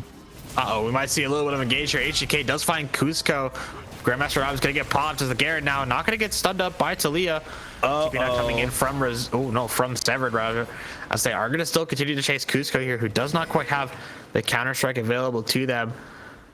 But no, here's sort of the good and the bad of this Garen pick, right? We talked about HGK having a very nice game in game number 1, but it is just like we saw last week with Fizzy, a very team and composition defining, or in game style defining way to play. Because HGK is going to full commit to trying to win the side lane, is going to get all the resources in draft as possible to win the lane. And hold on, Flash going to come in, going to use the silence onto Cusco. Going to find the Demacian Justice to get the shutdown onto the S.A.D.B.O.I.S top lane here.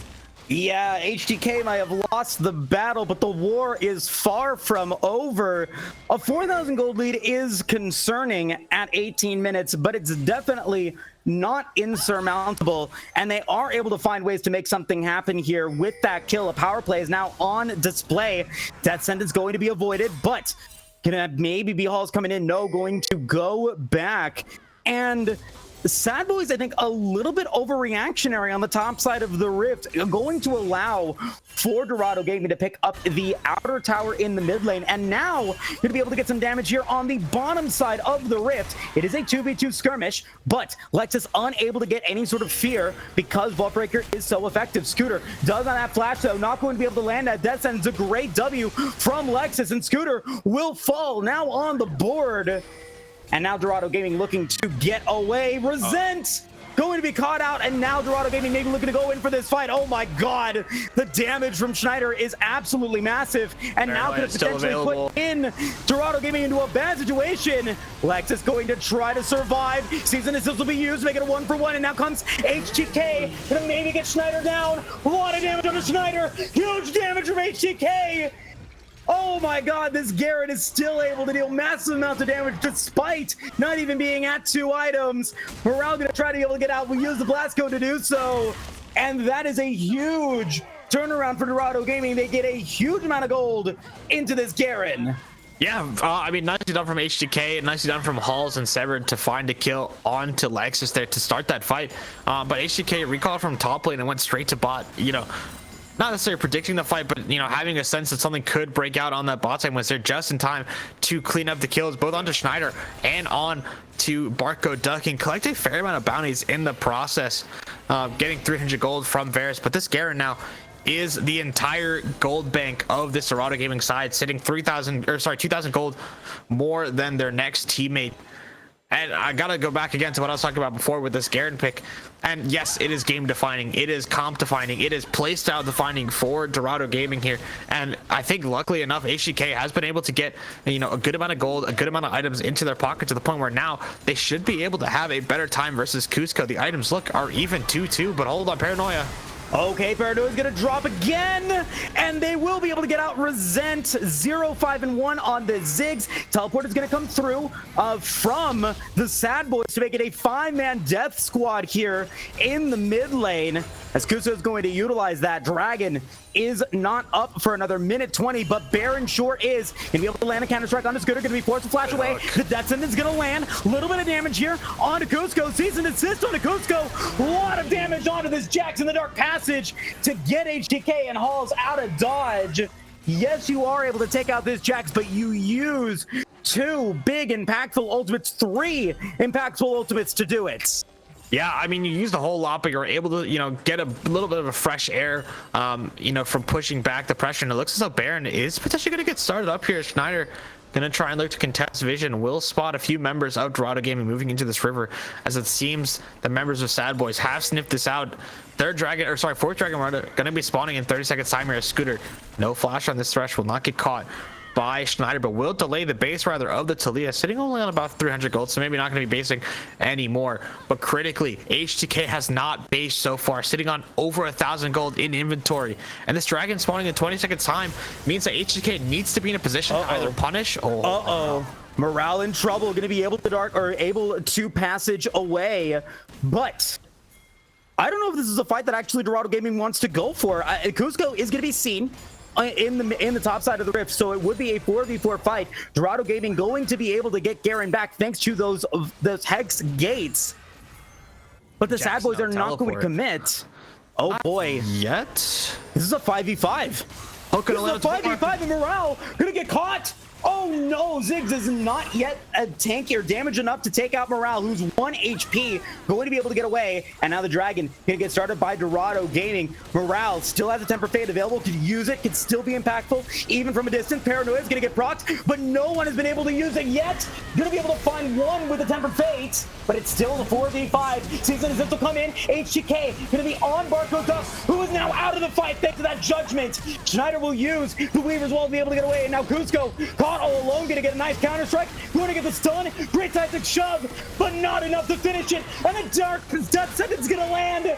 Huge kills for Dorado Gaming, and yes, the early game was rough, but the mid to late game has been so impactful. HTK now 7-4-1 on this Garen. The silent Garen is the deadliest. HGK was completely forgotten about by the side of S.A.D.B.O.I.S, so much so that the Garen was able to find such a nice flank onto the backside, was able to find Barco Duck very quickly. Morale and Lexus now going to try and do what Dorado Gaming did last game. HGK going to now look on to the Nocturne. Not going to find anything for now, but Baron getting very low. We'll drop into Smite Range. It will be picked up by Halls, as now Morale and Lex are going to look to try and potentially slow down the members of Dorado Gaming. Back going to be finished first by Resent. Bard. Morale does not get out. HTK is going to be able to flash away, gets to try and proc, but Scooter is not going to be able to get out of that one. However, the carries are still alive. Scooter does end up going down, but I think that that is a good case scenario for Dorado Gaming. They're going to be able to get back into over to the base, and that is a 1-in-5 Ziggs that was able to get massive damage. Yes, FT. I think Barco Duck was in the middle of that ulti, so maybe it would have done a little bit more. But I think Dorado Gaming is more than happy. They're able to pick up that dragon fight. They weren't able to pick up the dragon itself, unfortunately, but they were able to take the fight, win the Baron, and only lose their support in the process. So I think in the comms, they're probably laughing, saying, "Ha ha, nothing of value is lost." But I mean, Scooter again had a really nice pick onto Morale earlier on in that dragon that led to the entire exchange of Dorado Gaming getting pushed into the river and setting up HGK on the flank very nicely. I think S.A.D.B.O.I.S need to, you know, do a little bit more setup to these fights, because they're rushing it just a little bit and they're not getting the proper vision setup. Had they had done so, I'm sure that Lexus would not have dove so far onto Halls and, you know, really opened the flank to Barco Duck and HGK on the side, as now Halls is going to try to potentially go for a camp here with Morale so close behind. But Baron now being warned by the Dorado Gaming side. This is really critical to see what they get done with this. They need to get, I think, at least one inhib popped for it to actually have a lasting effect on the game, as HDK now going to get stopped by Barco Duck, which is a really interesting lane assignment for this map, because I don't think there's anyone that can really clear the waves against these supers besides Schneider and Bark. And if they are not together, the Dorado Gaming side will be able to threaten a dive with both Vialty as well as potentially a Thresh Hook coming over the top. And yeah, this is where we go. Kuzco now in the same lane as HDK will try and keep these minions out of tower, but will probably fail to do so. Okay, Seismic Dove is not going to land. Schneider going to lose their kit, and the Paranoia is going to get dropped. But now Schneider going to be forced to go Golden Tempered Fate. Going to land in onto 2. Are they going to be able to get the follow-up, though? No Paranoia proc, but the Seismic shove on the second round of abilities does land. Halls is going to be able to take out Schneider, but not before Sever is able to get the resets. That's 1 reset. That's 2 resets for this Tristana. Severan's gonna get a double kill. The demolished procs from Resent and the Ziggs are gonna almost certainly guarantee game an opportunity for them to get this inhibitor. I don't know if they'll get game, Septi, but it is gonna be close. It's 3 members of the S.A.D.B.O.I.S dead for another 20 seconds. And Dorado Gaming is not confident that they're going to be able to finish the job. They will instead go for a 2 inhibitor play. They're going to get at least the inhibitor turret, and I would have thought they would have been able to go for the inhibitor, but regardless, Dorado Gaming gets what they came for, and a must for their game, Septi. Yeah, the Baron timed out just in time for them not to be able to go for that second inhib tower, or that second inhib rather, but they're able to take down the tower. They're able to start, charging super minions down the mid lane just in time as well for them to get set up on this bot side. River Morale here by themselves, similar to how they played on the TK last game, and this is a position that got them caught out in a game losing sequence for S.A.D.B.O.I.S in the previous game, as Morale now gonna push Scooter off the wards as the rest of their team trying to get a base. Halls is sitting on that finished Sterix, and a few members as well are gonna try and finish their items. Resent only 500 gold off of this death cap. Will probably try and buy a pot here, as no Hall's gonna find Morale. Oh no, Morale gonna get caught out, and this time unable to get away thanks to the magical journey. Lexus is gonna use the Paranoia to try to bail out Morale, and it instead will give a double kill to Severed. The season descent coming in. Schneider's going to be giving Halls a ride. And now potentially gonna be in trouble themselves, and yes, will go down. So cool to see. Next, or both junglers are dead, and now Dorado Gaming maybe going to be able to get this dragon. Yeah, it's Dorado Gaming gonna find this dragon here in HDK again. It's gonna be setting up on the side. Kuzco will see Severed jump over the pit here, as now HDK finds himself in a 1v3. Oh, doesn't care, has the dark passage to get out of dodge. I guess that's what the Thresh pick was for, to make sure that HTK can shine. 8-4-2 on this Garen now. Has the Dead Man's Plate unlocked. And if I am the S.A.D.B.O.I.S, I am now starting to feel the heat. The damage is really starting to pile on by multiple members here. Schneider, no! Schneider, no! No! HTK is godlike. Yeah, I mean, Garen thinks there's Kuzco now going to try and get something back for their team there. Yeah, got to take that red away and get a buff for the rest of their team. Yeah, Schneider not able to survive there. Very nicely done from HGK to find the pick. And with Baron spawning in a minute's time, it could be really impactful for the setup onto the top side. River Morale, you are doing a great job bluffing that you have teammates behind you, but if Halls were to pull the trigger, my friend, you would be very, very dead. A Scooter might actually try and find this bard. Magical Journey not gonna do so. Be used. Okay, gonna be able to get away.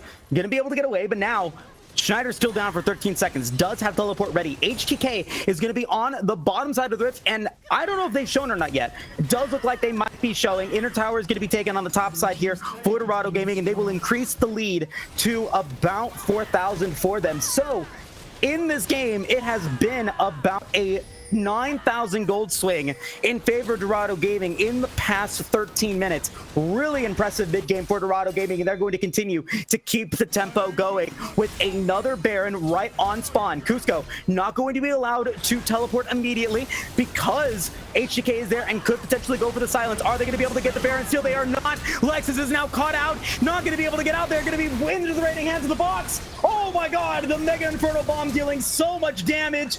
Buster Shot will connect. Barco Duck is going to be 1 HP. Halls is going to try to maybe get that Ball Breaker, but now Schneider and Barco Duck just running for the hills. Resent wants it, gets the bouncing bomb. Is he going to get double kill? I don't know if he's going to. No, will not. Halls wants to finish it on the Schneider, but unable to do so. S.A.D.B.O.I.S will be able to make it happen. It's Halls that will finish the job. Ignite's going to get proc, though. Morale is going to be able to take out Halls, but S.A.D.B.O.I.S should be able to get out this Bard, and yes, they will be able to do so. And it is looking like game 2 will go to Dorado Gaming. Match point for the red side. Potentially here. Cusco will be back up, as well as Lexus here in just a second. Paranoid not quite on the mount, but HDK gonna spin to win and drop the Demacia Judgment on the head of Cusco here, as Lexus has nothing to do but try their very best to stall time for Barco Duck to spawn, but will not be able to do so, as Dorado Gaming once again outdrafted, but it does not matter. They are taking this to a match point in 3 games. 3 games. And let's remind ourselves, S.A.D.B.O.I.S have not lost a series all year long. I could say all year because it's been the first split, but they have not lost a series all year long in the AML. They have been looking so good, and I thought for the most part of this game that we had seen the regular season S.A.D.B.O.I.S start showing up. But no, once again, the whole side of Dorado Gaming, HDK, on that Garen, once they were able to get gold in their pocket, was able to start dictating how the map was going to be played, was able to start really pushing into Cusco, really start, grabbing tempo and pressure from the rest of the S.A.D.B.O.I.S team, and made it so that the Dorado Gaming, their teammates, were able to actually start putting pressure on the other parts of the map. We saw Halls again find a bunch of really nice invades, or not invades rather, but engages alongside the Thresh. And Resent and Severed as well, doing really nice damage. They are absolute tower demolishers. So when HGK was able to draw pressure, when they were able to find any kind of fight win as a team, those towers were absolutely evaporated from the map. And as a result, Dorado Gaming going 2-up against S.A.D.B.O.I.S in her semifinals. This is not what I expected to see in a semifinal. I did not expect to see a team like, no offense, anyway, I did not expect a team to look so convincing once they are in a winning position. Yeah, and I mean, I have to give it to Dorado Gaming. Their mid game has been where they are winning, but they are winning this series. I mean, you don't lose a 4,000 gold lead at 16 minutes overnight, or over the course of 2 minutes. It takes a lot of meticulous plays going right, and it goes back to HTK being in the right place at the right time. They went for that dive against Severed on the bottom side of the Rift, but Halls was able to survive. HTK was able to come in, and they pick up those big shutdowns onto Schneider and onto Barco Duck, and the amount of gold that HTK was able to just influx into themselves and then by proxy into their team was enough for them to just start to be able to snowball the game into their favor. 16,000 gold on HTK to end the game. After the start after the misplays that they had in the early game, they were able to find the value in the mid game with the Garen and ended up being the most valued player on the team next to Severed at 14-8. So really exciting things to see, really impressive performances in terms of the mid game, like I said, from Dorado Gaming. But the series is far from over, and definitely an opportunity for the S.A.D.B.O.I.S to come back in game 3, take us to that game 4, and then take us into that reverse sweep. We'll be right back in a minute. We'll be right back in a minute to go into draft, so we'll be right back.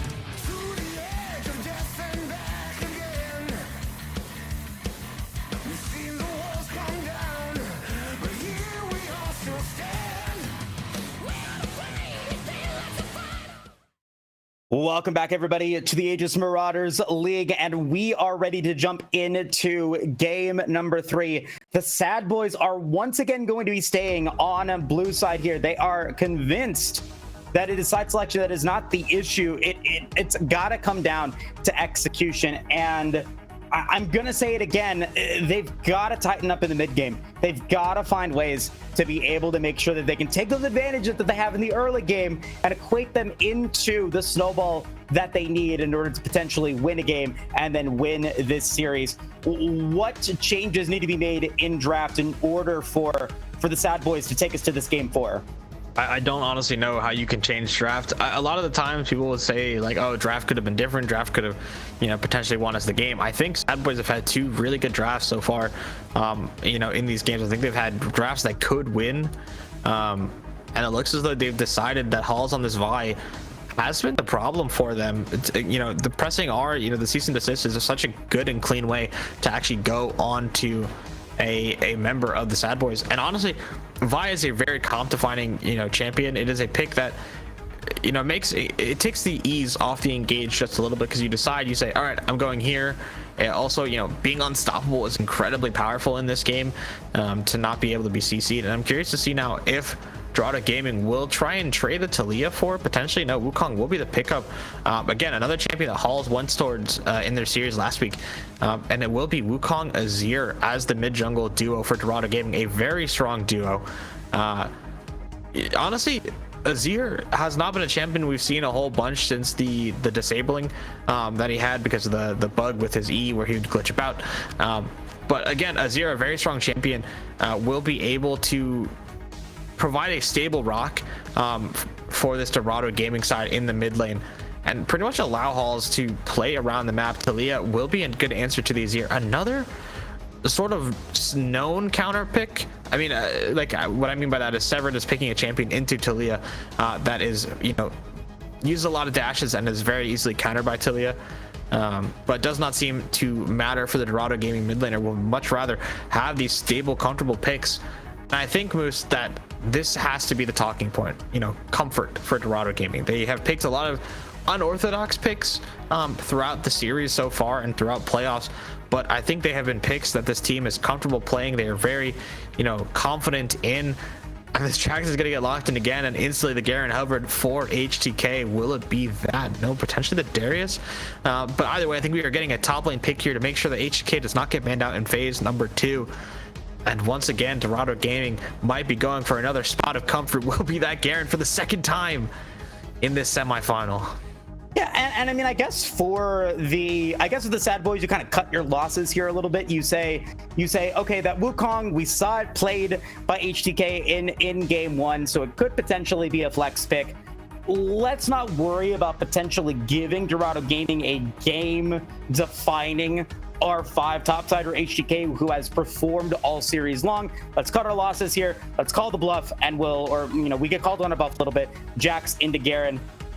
Jax did not perform bad in the matchup. Yeah, it was rough to get judgmented, first 6 minutes of the game, but overall, I wasn't necessarily unhappy with what they were able to do in the laning phase, and so they just need to be able to do that again. And now it's an opportunity for both of these teams to draft a little bit differently here moving into game 3. And the difference is going to be the bans in these supports.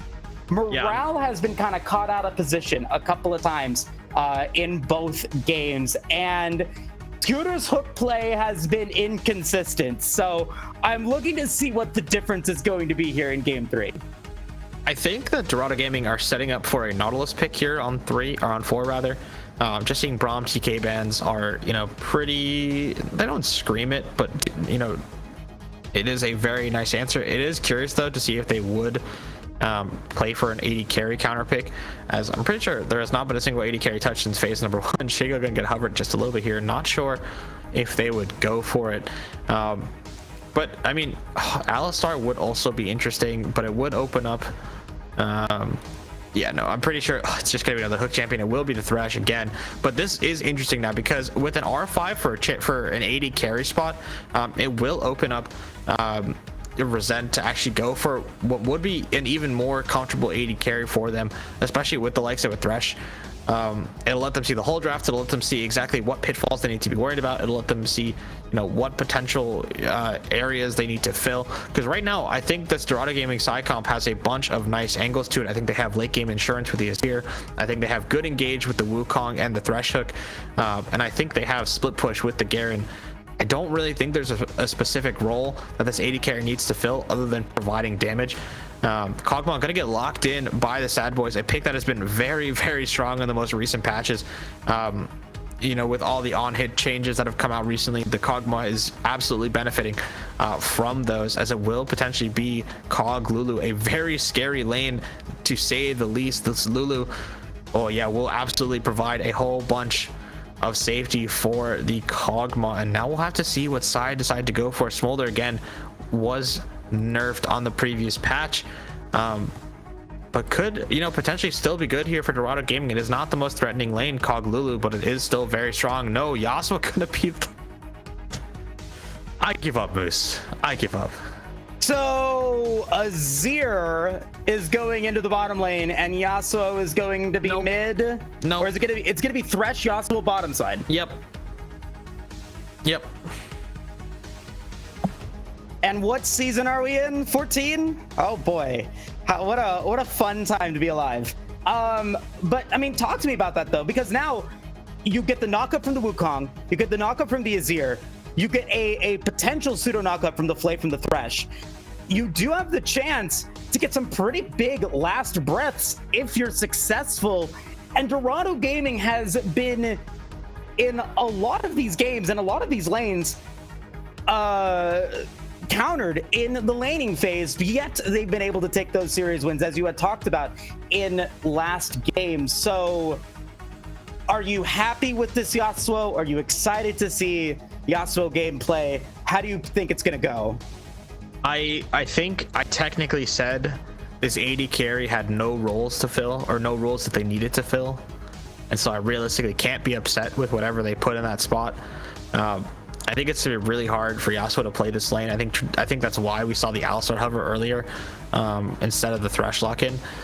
It is gonna be really weird though, because there's no crazy value you get from Wind Wall. There's nothing really unique that I see about this Yasuo pick, other than haha, Cyclone into Last Breath will be a funny combination.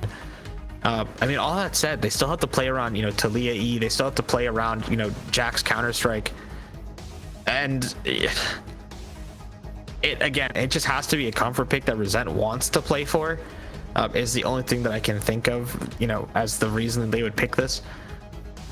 I don't know. I have not scouted Resent's op.gg. I don't know how much they've been playing Yasuo. I don't know if they play Yasuo. It's gonna be interesting to see how they go in the lane. I imagine it'll just be a constant push from Kog'Maw Lulu. I expect Vi to play for early dragons, potentially maybe a dive or two onto the Yasuo if the opportunity presents itself. But it could very easily just be an absolutely crazy lane where the Thresh will at level 6 flash Flay and Yasuo will go for an ulti. But I'm looking at chat. I do look at chat every now and again. They're saying that the Yasuo is pre-banned in some of their games, and so maybe this is an opportunity made for them to be able to show that off here. And I'm very excited to get to see what this Yasuo is going to bring to the table. And I mean, credit to credit is due. Dorado Gaming's composition is set up. They are up 2-0, and this composition is set up to make this Yasuo succeed. So I think that we're going to be in for a ride here to get us into game 3. But let's go ahead and jump into the Dragon Draft. No more Cloud Soul. Game 2 was that Hextech Soul. That's going to mean you're on a 4-game streak here, S.A.D.B.O.I.S. And then I'm going to start with Infernal Soul here in the Dragon Draft in this one. You're going to start with the Infernal? All right. Yeah. I'm going to go for the Movement Speed Dragons again. I will go for Hextech and Cloud. I mean, why not? It's been Hextech and Cloud every single one of these games here in the playoffs. And I'm going to go with Mountain and Chemtech, which is going to leave you with Ocean, Like an Septi. Ocean again. Yeah. There you go. Yeah, well, you got it. Got the fun ones Game one again. setup. Game one setup. Game one setup. Yes, indeed. Indeed. Alrighty, folks. Really quick. I should have informed Septi before we got into this one, but really quick. I want to shout out what's going on Thursday here at Aegis Esports. It is another redacted podcast. This time going to be AML All-Stars, if I am correct. Got a little bit of a show off of what's going to be coming in. If you want to be on the show, create a ticket in the Aegis Discord. Going to be doing an Aegis Jeopardy. All are welcome. First place is going to get 30 RP, second place 15, and then third place for 5. Again, that is Thursday, April 4th, 5 p.m. PST, hosted by one and only Redacted. Shout out to him and for everything that they do here at the AML. But with that being said, we're going to take a quick break. When we come back, it will be game number 3 between Dorado Gaming and the S.A.D.B.O.I.S. Will it be another 3-0 sweep, or will this series continue? We'll find out in just a bit.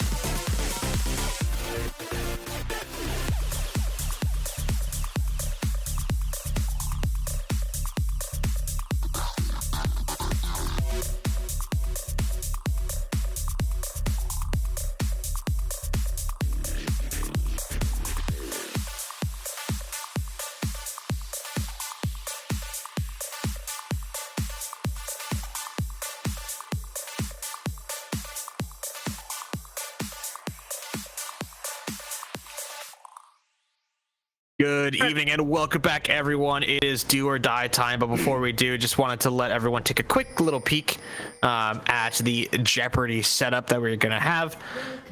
Again, $30 for first place, 15 for second, and 5 for third.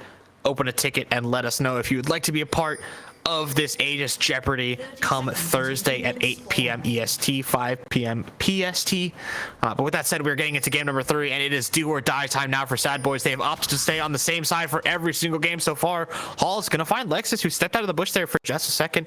Not quite sure if the rest of S.A.D.B.O.I.S have spotted the additional members of Dorado Gaming here, but Snyder for sure will see Scooter sneaking around in that topside jungle.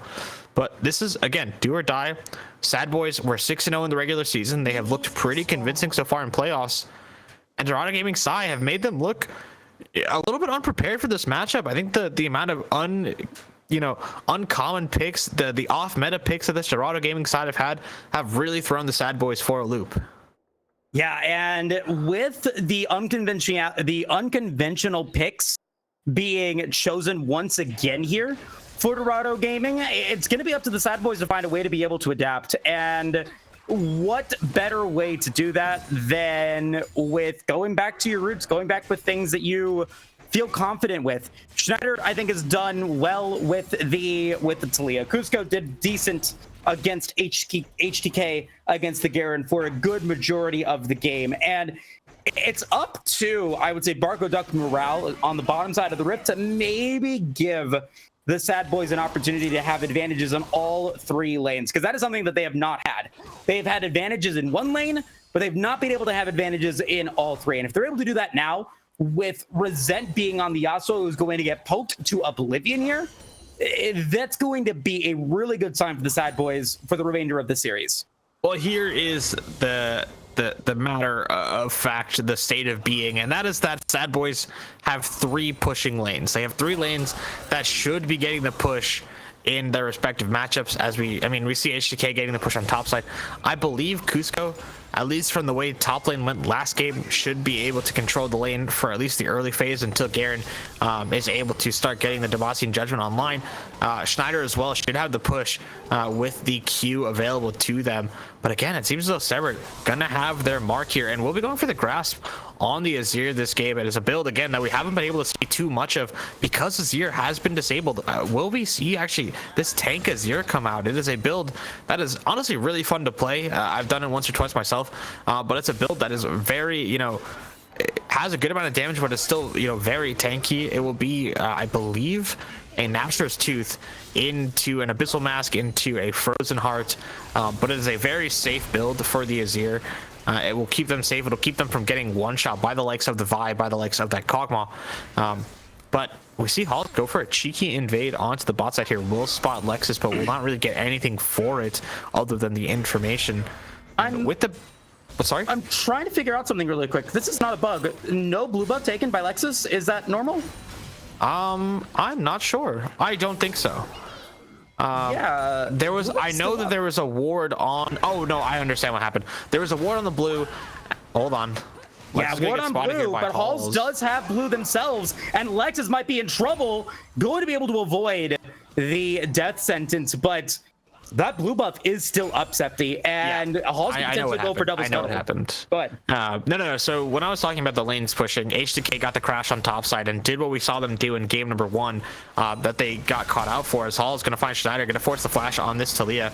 But H2K got the crash on top side and was able to freely move into the jungle of this Vi. But unlike game number 1, Vi clears a whole lot slower than Udyr. I'm not sure if you were aware of this, Moose.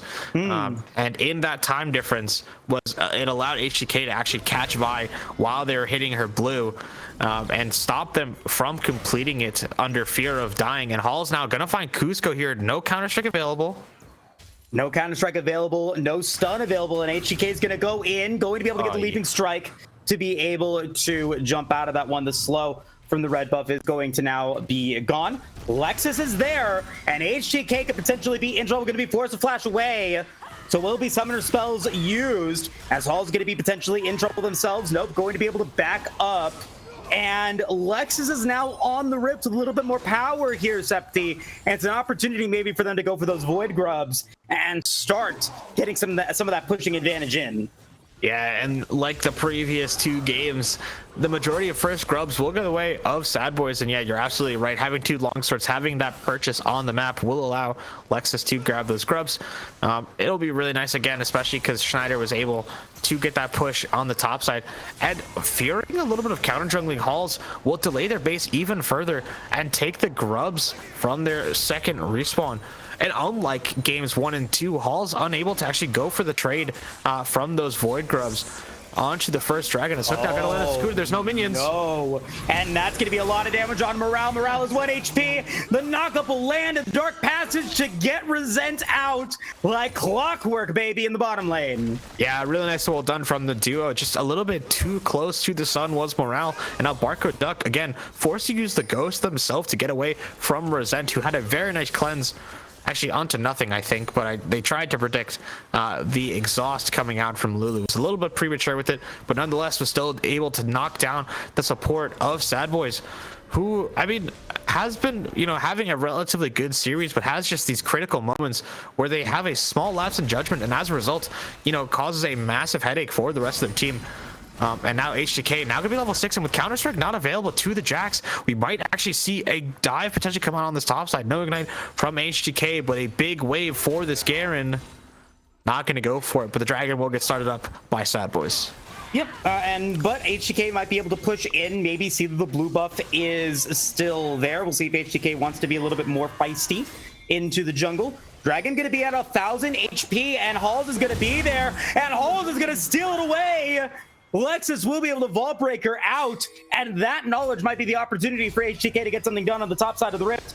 Does he go for the Scuttle Crab? Nope, he will go back up to the top side, go back up to the lane, and is a little bit more tethered, a little bit more reserved in their rotations here in game 2 than they were in game 3. Still behind in CS, but at least not giving Cusco the free reign that he had. Yeah, I mean, from game number 2, learned a couple of mistakes that they made from that game. Maybe was told outside of game that they need to stay in lane just a little bit more to make sure that those tower plates don't go so much in the favor of Jax. But I think again, HGK has been playing this lane a lot better than they played it in game number 2. They're much, again, as you said, much closer in CS and XP, and they are maintaining a much stronger presence on the map as a result. As we saw again, to evidence the fact Lex is getting pushed off their blue, not necessarily the grub take, but just the knowledge in general of what's been up on the top side of Resent. Now Cleanseless gonna try and go for a bit of a trade onto Barco Duck, not gonna find any lasting damage. But unlike the previous games, the Dragon was, they did try and take it on the side of S.A.D.B.O.I.S. His Q actually gonna get used by Halls. Okay, Hall's going to not have any sort of CC yet until they commit to that Cyclone. Does get it by sapping a little bit of experience away from HTK, but now, level 6, not really that big of a deal. This is also the advantage that S.A.D.B.O.I.S had in game 1, right, where they were able to get Void Grubs, they were able to get Dragon, they were able to get a lot of stuff going on in the early game, but they just were unable to keep that going, moving into the mid. Severed going to unfortunately miss that Emperor's Divide, and now Halls may be looking to come in with some assistance. We'll be able to avoid the damage thanks to their clone, so we'll be able to back away, no harm, no foul. But Ultimate whiffed by Severed. Yeah, that was a little bit of an aggressive play in that mid lane there. Severed did not have any mana beyond the ability to use the Emperor's Divide there. So maybe a little bit of a hopeful play coming out from the mid jungle duo. Dorado Gaming not able to find that kill nonetheless, but Lexus did a nice job on that hover. And now look on the bot side here, Hall's gonna potentially look for a play with their bot lane. Again, we have to remember the Cyclone Last Breath combination is why this Yasuo was picked. It is picked to pair along the Wombo combo. I mean, obviously it is a good champion for Resent. This player is very good at the champion. It's a pretty gonna spot it out with the use of the Kog'Maw ulti. Hall's gonna get stopped there. A little bit unfortunate for the Dorado Gaming jungler, but a little bit of a nice read coming out from Barco Duck.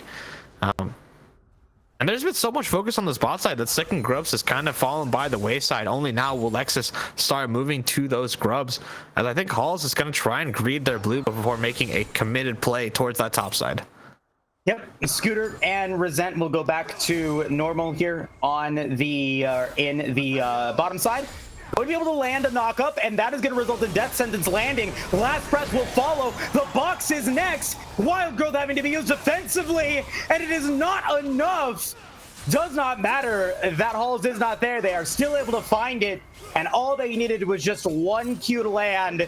And now we've got the emotes dropping for Dorado Gaming on the bottom side of the rift. I mean, really nicely done. Yeah, that is why this champion has been so banned against Resent. The Yasuo mechanics were there. They went for the Airblade, I believe it was. HGK gonna get the Devasi Justice onto Vi, but the kills are not done there yet, as it seems as though Cusco and Severe gonna get Oh my goodness. The 1v1 wins on the mid lane for Dorado Gaming. The 1v1 or the 1v2 win eventually goes even for the top side there, as Cusco is able to eventually take down HGK. But I mean, this play again, I think all in favor of Dorado Gaming. Kill score now 4-1, gold lead 1,500. This is a bloody game number 3 here. Maybe not as bloody as game number 1, but very exciting nonetheless, as Hall's gonna be able to sneak away this blue buff as pings go down, wondering what the heck is going on in this bot side jungle for Dorado. Yeah, and I mean, because Lexus was dead, it meant that Halls was able to get free reign of the jungle. I think he picked up both Krugs and red buff there, and will now have a 2-camp gold lead against Lexus. Going to be able to come back. That's first item completed, or first component completed, and now it's an opportunity to come back and contest this next dragon. Last breath is up. Box is almost available, as they will be able to get another turret plate down. That is also 3 turret plates available for Resent, as it is going to be a dive here on to Dorado Gaming. A lot of damage going to go in on a Scooter, going to be forced to flash away, going to be able to get away, as the Descendants is going to land in on to Morale. Wild Growth is available. Resent's going to be at 1 HP, going to be forced to flash away themselves, but 4 members of the S.A.D.B.O.I.S are now on the bottom side of the rift, and Halls is racing to get a Cyclone, racing to go for the play. Are they going to go for it? Halls does not go in. They are waiting to go for something else, and we'll go for the Cyclone against Lexus and Schneider only by themselves. And now Resent's gonna be able to get a double knock up into that last breath, but he's gonna get hit by the Weaver's Wall, by the seismic shove, and it does not work out in Dorado Gaming's favor. They will lose 3 members to 1. Yeah, that was a bit of a heat check coming out from the Dorado Gaming members there. They have been on such a roll winning these off-numbered fights that they tried to go for it yet again. But again, a bit of a disengaged fight. Hall's fighting a nice pick onto Lexus, but was unable to transition the rest of the fight with Resent there, who again landed a really nice engage onto their 2v1 side. But I mean, Moose, that was a 2v4 that they tried to attempt, and they were still able to get 1 kill out of it and almost were able to gather more. So the fact that they were able to even do that much, I think, is impressive. But the gold lead, again, still sitting at about 400 gold for the side of Dorado Gaming, as the second dragon now will get started up here by Halls, as these grubs probably will just fall by the wayside. Lexa's not going to be able to pick up that final grub. But taking a look around the map and checking a look at our item completions, we'll be just finished for mid laners for the most part. The Seraphs and the Leandries, as now HDK in a bit of an interesting spot there. Does have the support of their mid laner should things get hairy. But no, Dragon gonna go down for Dorado Gaming. It will be the second one. It will be Ocean for them. And will I be 3 for 3? I will. I am gooped, gagged, and gobsmacked. And unfortunately for Schneider, they are gone. The Cloud Winds will quicken and Judgment will fall. and HTK will now be 2-1 here on the Garen in game 3. Yeah, I mean, HTK 2-1 going to be working towards what looks to be, again, probably that stride breaker, I'd imagine. I can't think of the build path off the top of my head. It's got to be stride breaker. That's what he did in game 1. I'd assume so, but I'm not sure what the dagger builds into. I could be completely wrong. I just don't know the build path off of stride breaker off the top of my head. But doing really well, only down 10 CS, up a kill as well, sitting pretty dead even on gold with that Jax, as once again the tower plays, I believe, were in favor of the S.A.D.B.O.I.S top laner. But no, HDK did such a nice job as a TP. Now going to come in from Cusco. Triforce finish on the Jax. All right, Grandmaster of Arms is available. Cusco does not have flash, but he's going to go in for this play. And we'll use the Grandmaster of Arms to be able to stay alive. Tower's going to be taken as Lexus is going to try to maybe find Halls and is going to go in for the committing. Scooter does not have Dark Passage yet and is going to be able to land the death sentence in on Schneider. They have no more procs of the Cyclone, so they will end up backing away. They get the tower, but it costs them a flash on Halls, but maybe it's not done yet. Morale is going to pop the box, or pop the wild growth as the box gets put in against them. Not going to be the case. So, you know, we've got Dorado Gaming going to get a little bit of a map play here in the mid lane. They're going to get that tower down. In exchange, Cusco's going to be able to take the tower to the top side of the rift, and we get to the 15.5-minute mark with just a slight advantage in gold for Dorado Gaming, a dragon advantage for Dorado Gaming, but all 6 Void Grubs going over to the S.A.D.B.O.I.S. It's got to be Barco, Duck, and Cusco utilizing that to their fullest advantage. Yeah, they need to start getting a bunch of gold onto this Kog'Maw, as pretty critically, Severed has not been really pressed at all. HDK is just going to find Lexus here. The Judgment will come down and absolutely smash them. He's going to also yoink the blue buff and get away. Oh, this top laner is having such a blast in this game. HDK, an absolute menace on this Garen. Yeah, I mean, there's no other way to put it. A highlight performance, getting every single outplay and outplaying the S.A.D.B.O.I.S here, not only with the Wukong in game 1, but this Garen just getting so much prominent value in games 2 and 3. And the dagger is in the build path, it looks like, for the stride breaker. So yeah, all the items and the components completed into that one. But other than that, I mean, this is looking very concerning. This is the best early game that Dorado Gaming has had. They've got all of their lanes performing well against their lane opponents.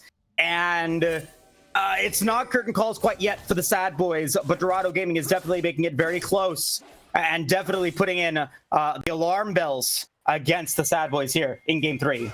And I think there's a bit of a sleeping dragon here in this game, and that is going to be Severed, because this Azir has just been power farming and collecting gold for themselves without really getting punished, just sitting about 800 gold ahead of their matchup in the Talia there. But again, down a kill. This Azir has been farming really well, has gotten plates and tower gold for themselves, and this Azir is looking really, really good so far. And I'm a little bit concerned because I feel like with Vi Talia, I feel like the Azir should have died maybe at least once. You know, you have the combination of the Talia shove and the Vi ulti, and you just get so much damage over the rocks that Azir can't even escape. But so much pressure has been drawn by Resent and HTK respectively. And they have just been doing such a good job on the sides that Severed, apart from that, 1v1 that they were, able to win against Schneider, have not really been forced to do too much in this game. It's just been able to sit, by themselves and farm out, and as such are sitting at almost perfect CS, or perfect 10 CS per minute, but are looking really good. Going to be finishing that Nashor's Tooth fairly soon, I believe, maybe even on this wave if they're able to get it before the Dragon. But other than that, again, this Azir, once they start joining the fights, will be an absolute menace. And I think on this base, if we see Azir base, should have it. I can't remember the completion cost of Nashor's Tooth, but I'm pretty sure they're close to it. Not relatively super expensive. And they got 2 components. We'll take a look after this team fight, as the flash is going to be immediate in onto Barco Duck. Oh my god, it is flawless execution here for Dorado Gaming, as the S.A.D.B.O.I.S is going to lose 2 members, maybe even more. Morale is going to be forced to flash away, does not have the wild growth, and now Dorado Gaming going to be able to go towards Dragon, pick up a 3rd here in this one, and the light is fading the candle is flickering for the S.A.D.B.O.I.S here, and I don't know what the response is gonna be like. Severed. No, Severed maybe in trouble as an Asher's Tooth not gonna be completed, but maybe not even gonna be needed. Severed looking to finish the job. Can Cusco run away? It looks like they will, but oh boy, oh no. Oh no, He's indeed. completed. Marco Duck, no! No! Okay, Hope he gets okay. it. He does get it. That's huge. That's big. Okay, that is absolutely huge. They're able to pick up that shutdown. That is exactly what Barco Duck needs, and maybe a little bit greedy from HTK. But we got to talk about that air blade coming out from Resent there. They were able to do such a nice job there with the Yasuo combo. Shows true champion mastery, but also shows the value of picking something that is not really, not really played against too often in this, a competitive sphere, because how often do you think, Moose, do you think a player can predict what someone on the enemy team can do knowing what their kit is? How often do you actually, I'll answer it for you. Most of the time these players will have a general idea of what the enemy champion is capable of doing and what paths of play they have at their disposal. But it didn't seem as though Barco Duck was aware that Resent was going to be able to pull off that combination where they get, the Q flash into the ulti. But hold on, this fight is starting. Yeah, plays coming in. No more Cyclones available, though, as Lex is going to find Severed. Going to go for the cease and desist. Not going to get anything out of it, though. Halls will be able to get one. Emperor's Divide into 3 kills for the S.A.D.B.O.I.S.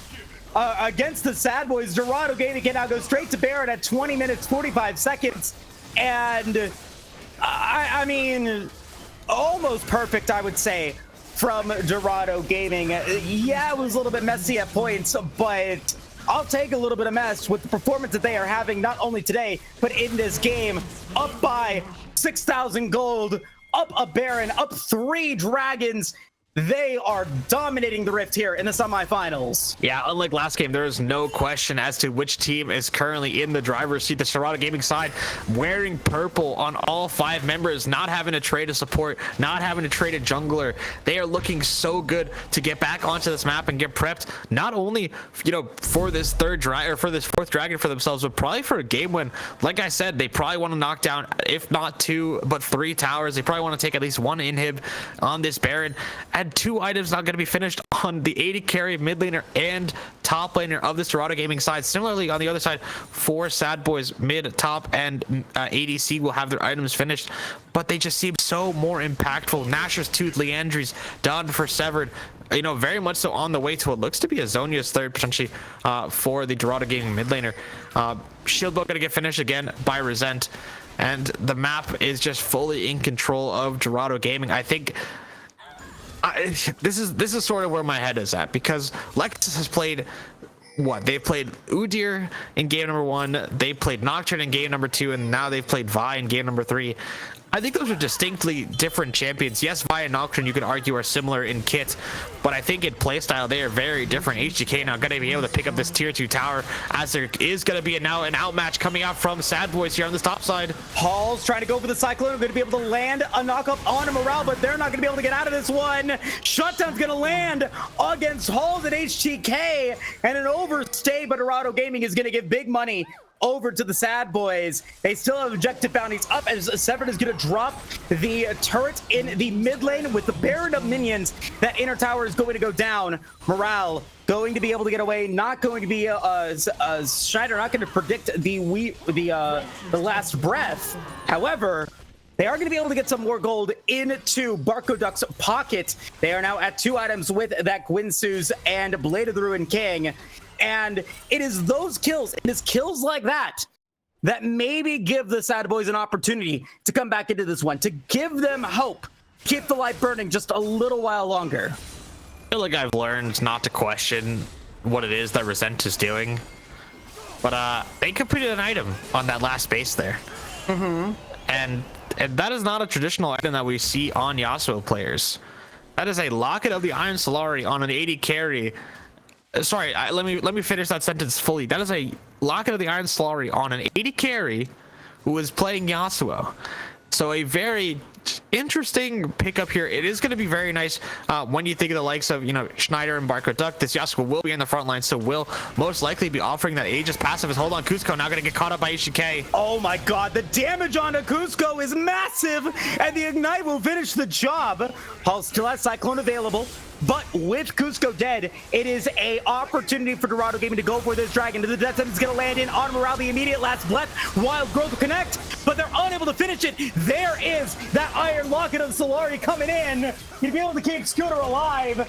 I cannot believe that a support item on a Yasuo is going to be able to get value immediately, but it does, Septi, and it might just be the ticket for the Dorado Gaming squad to end the game. No!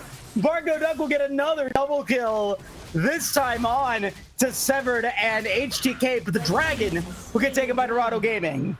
Yeah, I mean, it's not clean. It is not clean whatsoever. Messy, from for sure. It is very messy. They're able to get the soul. They're able to get a couple kills on the map. They're not able to take more than 2 towers with this Baron, which is a little bit unfortunate. I think that topside push was maybe just a little bit overextended before Severed and Resent were on the map.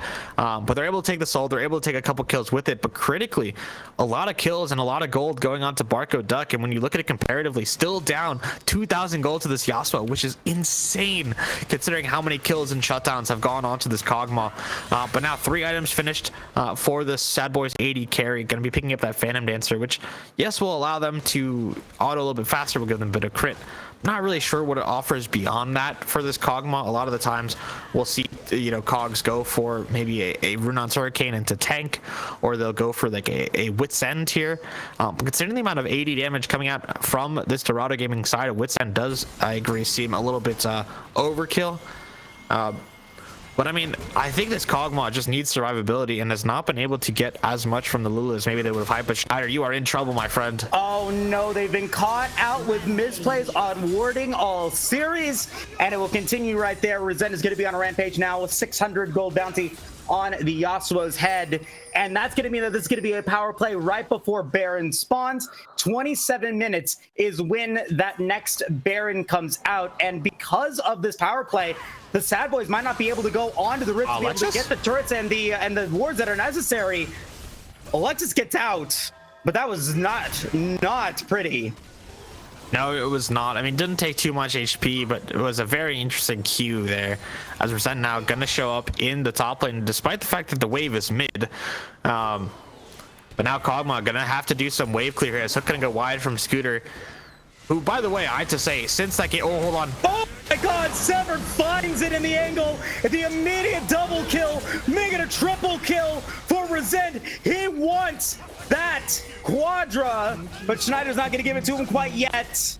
Cusco's going to be coming in from the side, but that might just do it here for Dorado Gaming to end this game, end this series, and punch their tickets into the grand finals of the Aegis Marauders League. They're going to take the inhibitor in the mid lane and the inhibitor on the top side of the rift, but they will not commit to go for a close. They will go down to Baron Nashor, pick that up, and inevitably look to go for the end of this game and series. Yeah, and I like this awareness coming out from Dorado Gaming. They found a really nice pick onto 2 members there from Severed, who has had a very, very, very nice and clean game number 3.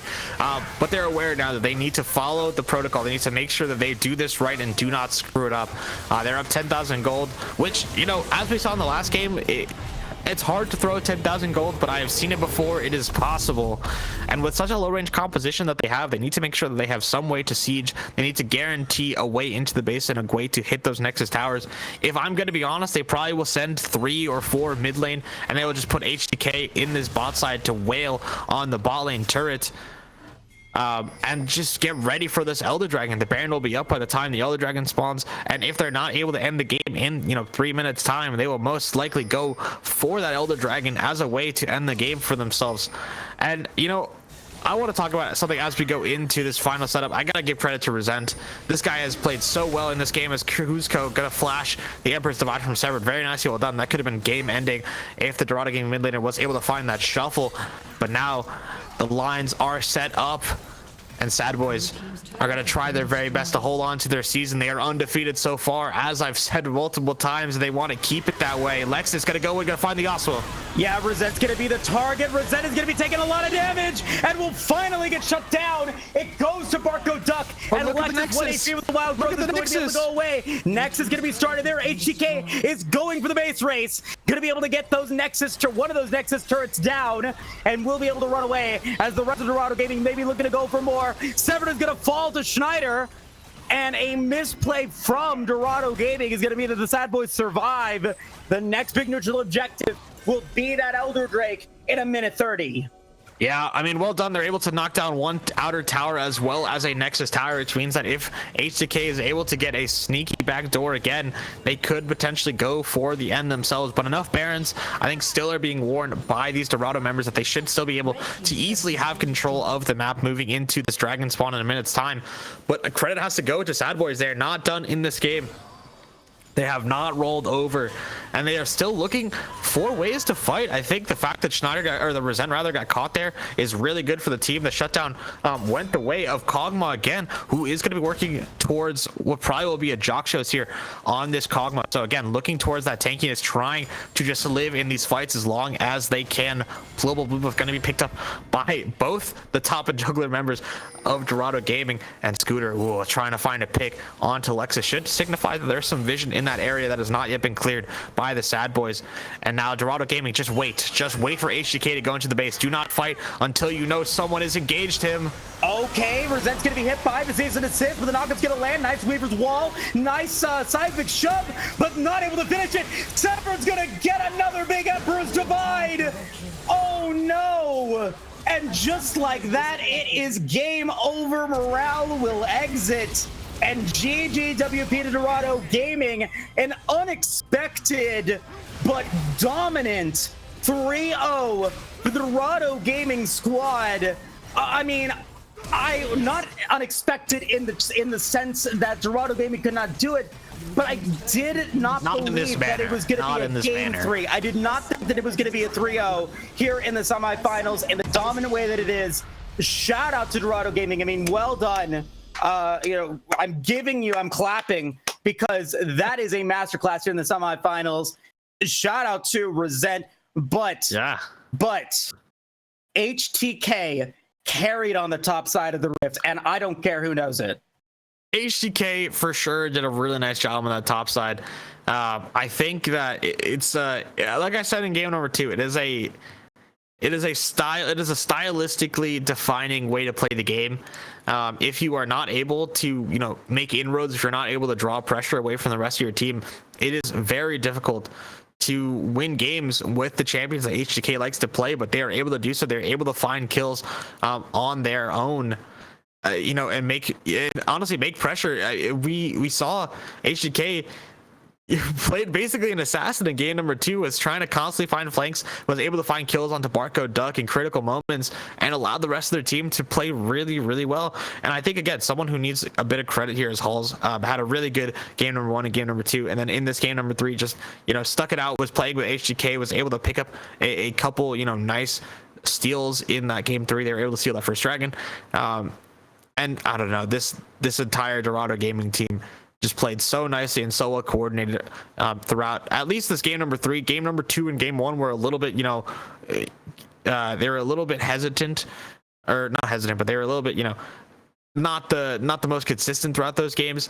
But they're certainly able to find their stride in game number 3, and this excites me going into finals because I know on the other side of the bracket we have, what looks to be a relatively close matchup for, a team like Travelers that hasn't really been tested yet across the course of the AML, and a team like Dorado Gaming Zeta, who just took out I would say the statistically best team in the AML, and then S.A.D.B.O.I.S, who tonight took down who I think everyone else was putting as the other person in that finals next to MK7. And now we look at the end of this season with one of our finalists being Dorado Gaming, and now an opportunity for them to take home this win for the squad. And maybe if Dorado Gaming is able to win both semifinals, it's another Dorado Gaming civil war like it was in the CCS, so I've been told. However, we're going to take a quick break. When we return, we're going to take an interview here with some of the members of Dorado Gaming. So we'll be right back, folks.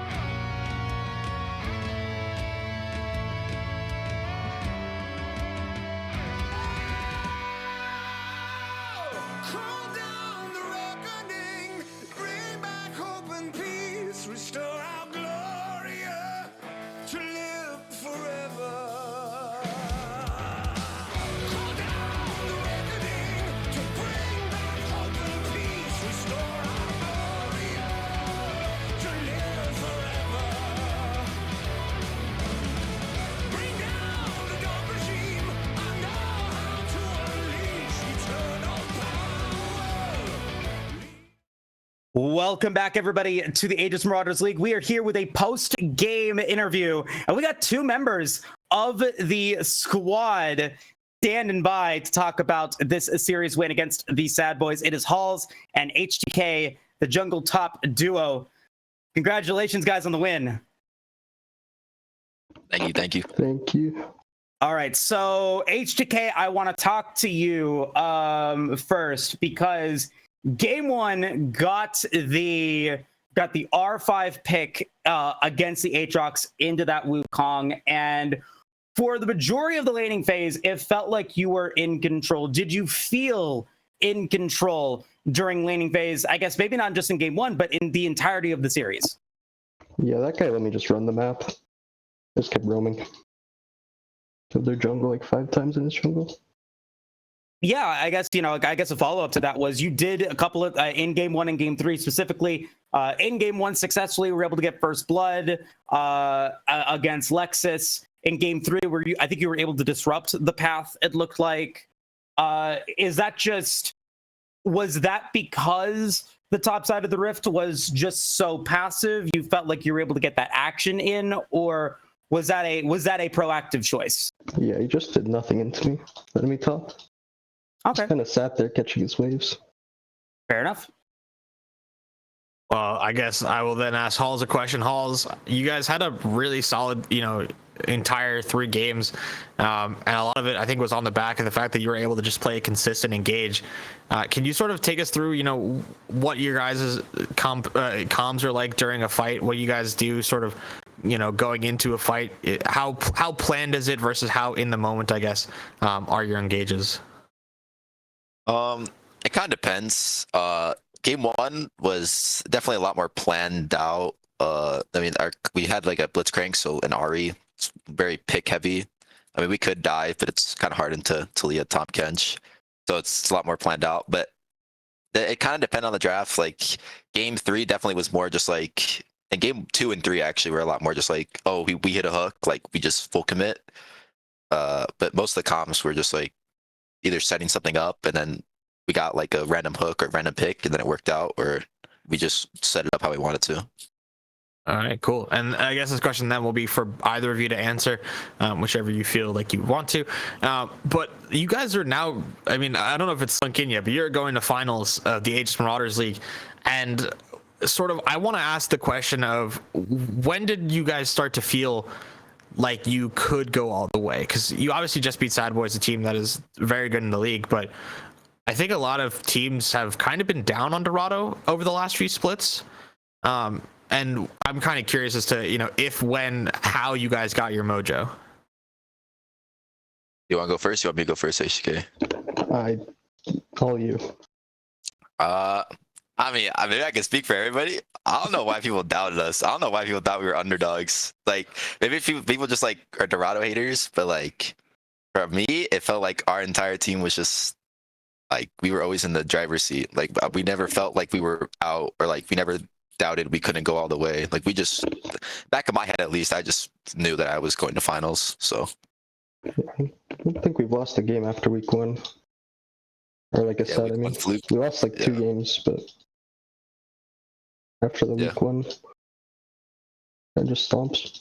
Yeah, I think overall, like you guys were pretty up there in terms of your match and game count. Like you said, you kind of had a couple of games that were not the best, but you were able to follow through and you're able to make things happen. I was really lauding HTK a lot in the series. I thought that you carried for sure, and really capitalized on that. But I want to talk about bottom lane, because games 2 and 3 were some unconventional picks, at least than we have seen here in the AML, especially with the Thresh coming in. That's got to be something that you guys are practicing. Do you guys see, are you guys using Thresh to kind of maybe capitalize on Resent's ability to play the Yasuo and the Ziggs, or did it just fall together because you felt a lot of comfort with the pick, because Thresh has been very, I guess, off meta in the AML, at least from what we've seen on stream? I think our sport's just really good at Thresh. Yeah, That's I think kind of why Scooter's we just picked him. it. Yeah, Okay. Scooter's just him. I mean, Comfort pick. it's bread and butter, in my opinion. But I've known him for a while, and like, yeah, Cool. that's Okay. like a rare pick for us.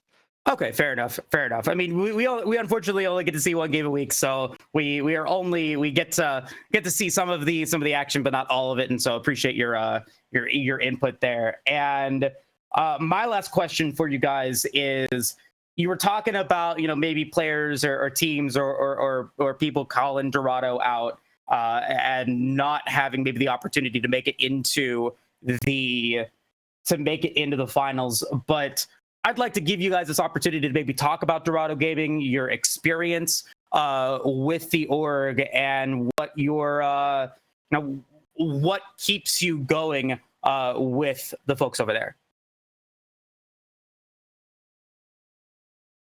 I mean, I don't know if HCK joined this split. I don't remember. I joined last split. I subbed for Zeta, like when Riddy was jungling. Riddy's my goat.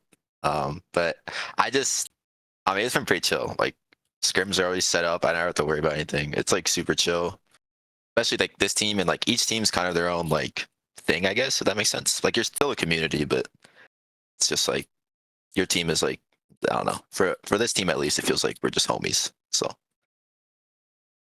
I don't know what HK's input is. Yeah, this is like first season I joined. I kind of just show up at scrim times and everything's already set up. Oh, that is really I don't cool have to to do hear. anything. Yeah, I can recall having good times playing for Dorado as well. I had a good time there. Zol's an okay org owner, Yeah. Don't balloon the ego. Don't balloon the ego. Anyway. Moving into finals, you guys are going to be against one of two teams, either obviously Dorado Gaming Zeta or Travelers, who you guys did have experience against, but only in week 1. And you guys, if I'm not mistaken, called it a fluke loss in week 1. Yeah, I did.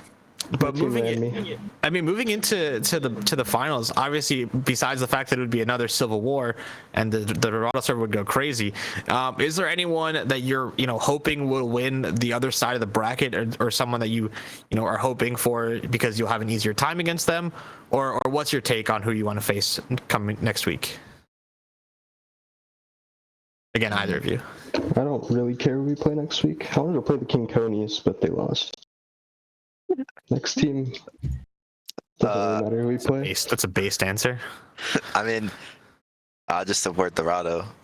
I mean, I don't know what to say. I don't know, man. Travelers are talking some trash, but we'll save it for next week. How about that? We'll see what happens. That's all. But hopefully it wins. Fair enough. Any final shout outs or any final words you want to part us with before we let's go? 80 carry mid laner, the goats. What about our support? Yeah, support. I gassed up Lewis earlier. What do you mean? Also, I just want to shout out that VIR was amazing on Tilia, by the way. Game 1. I don't know if I think that it was game 1. But that was fun. I need the clip of that though. It'll be there.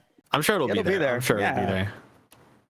Perfect. Well, hey, HGK Halls, thank you guys so much for stopping by. Best of luck for your grand finals appearance, and we'll see you guys next week. Yep, thank you. Alrighty, and that is going to do it today for the AML. Septi, what have we got going on for the rest of this week here at Aegis Esports? Well, if you caught it last night, we had the finals of our ADL between Mint Gaming and Optimal Esports tonight. I will not spoil it for you if you want to go watch it. It is on the Twitch VODs page.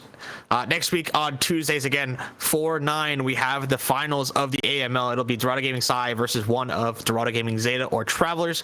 Thursdays, we finished up last week yet again. We got some more content for you if you check the VOD section of the Twitch channel. It was Big Chillers Emerald versus ID Supernova. But then on Fridays, we have the conclusion of the APL. It'll be a big week for Dorado. Dorado Gaming Sai versus Conduit Esports Phoenix will be the finals for our gold and plat division. And then as well as always on Fridays, we have the ACL. And again, another Dorado team showing up. It'll be Dorado Gaming their uncapped team versus Polestar Academy, and those will all be exciting series to watch. Again, if you're bored or you just want more content, feel free to check the VODs channel for the Twitch. Feel free to take a peek at our Twitter or join the Discord, and you will find endless pieces of content for you. And don't forget, on Thursdays we got Redacted's Aegis, we got Redacted's Aegis TV game show event for the community. $30 RP prize for the victor. And other than that, Moose, I think besides thanking our sponsors in before thanking our sponsors, in Procoms, Coachify, and Hot Pockets, I think that's gonna be it for us tonight. Yep, sounds like a plan. Folks, we're going to be back again at 4 p.m. PST, that is 7 EST, next Tuesday for the finale of the Winner Split 2024 Aegis Marauders League. Who is going to be the first place team and who will take home the grand cash prize? It's going to be a fun week or a fun day of play. Definitely do not want to miss it. Please tell your friends, tell your family. Let's get as many viewers as possible here on the Twitch channel and represent what has been such a great community for so many seasons here at Aegis Esports. On behalf of everybody at Aegis Esports, including S.A.D.B.O.I.S, Wookie Monster, and myself, have a great rest of your night, and we'll see you guys next time. Take care.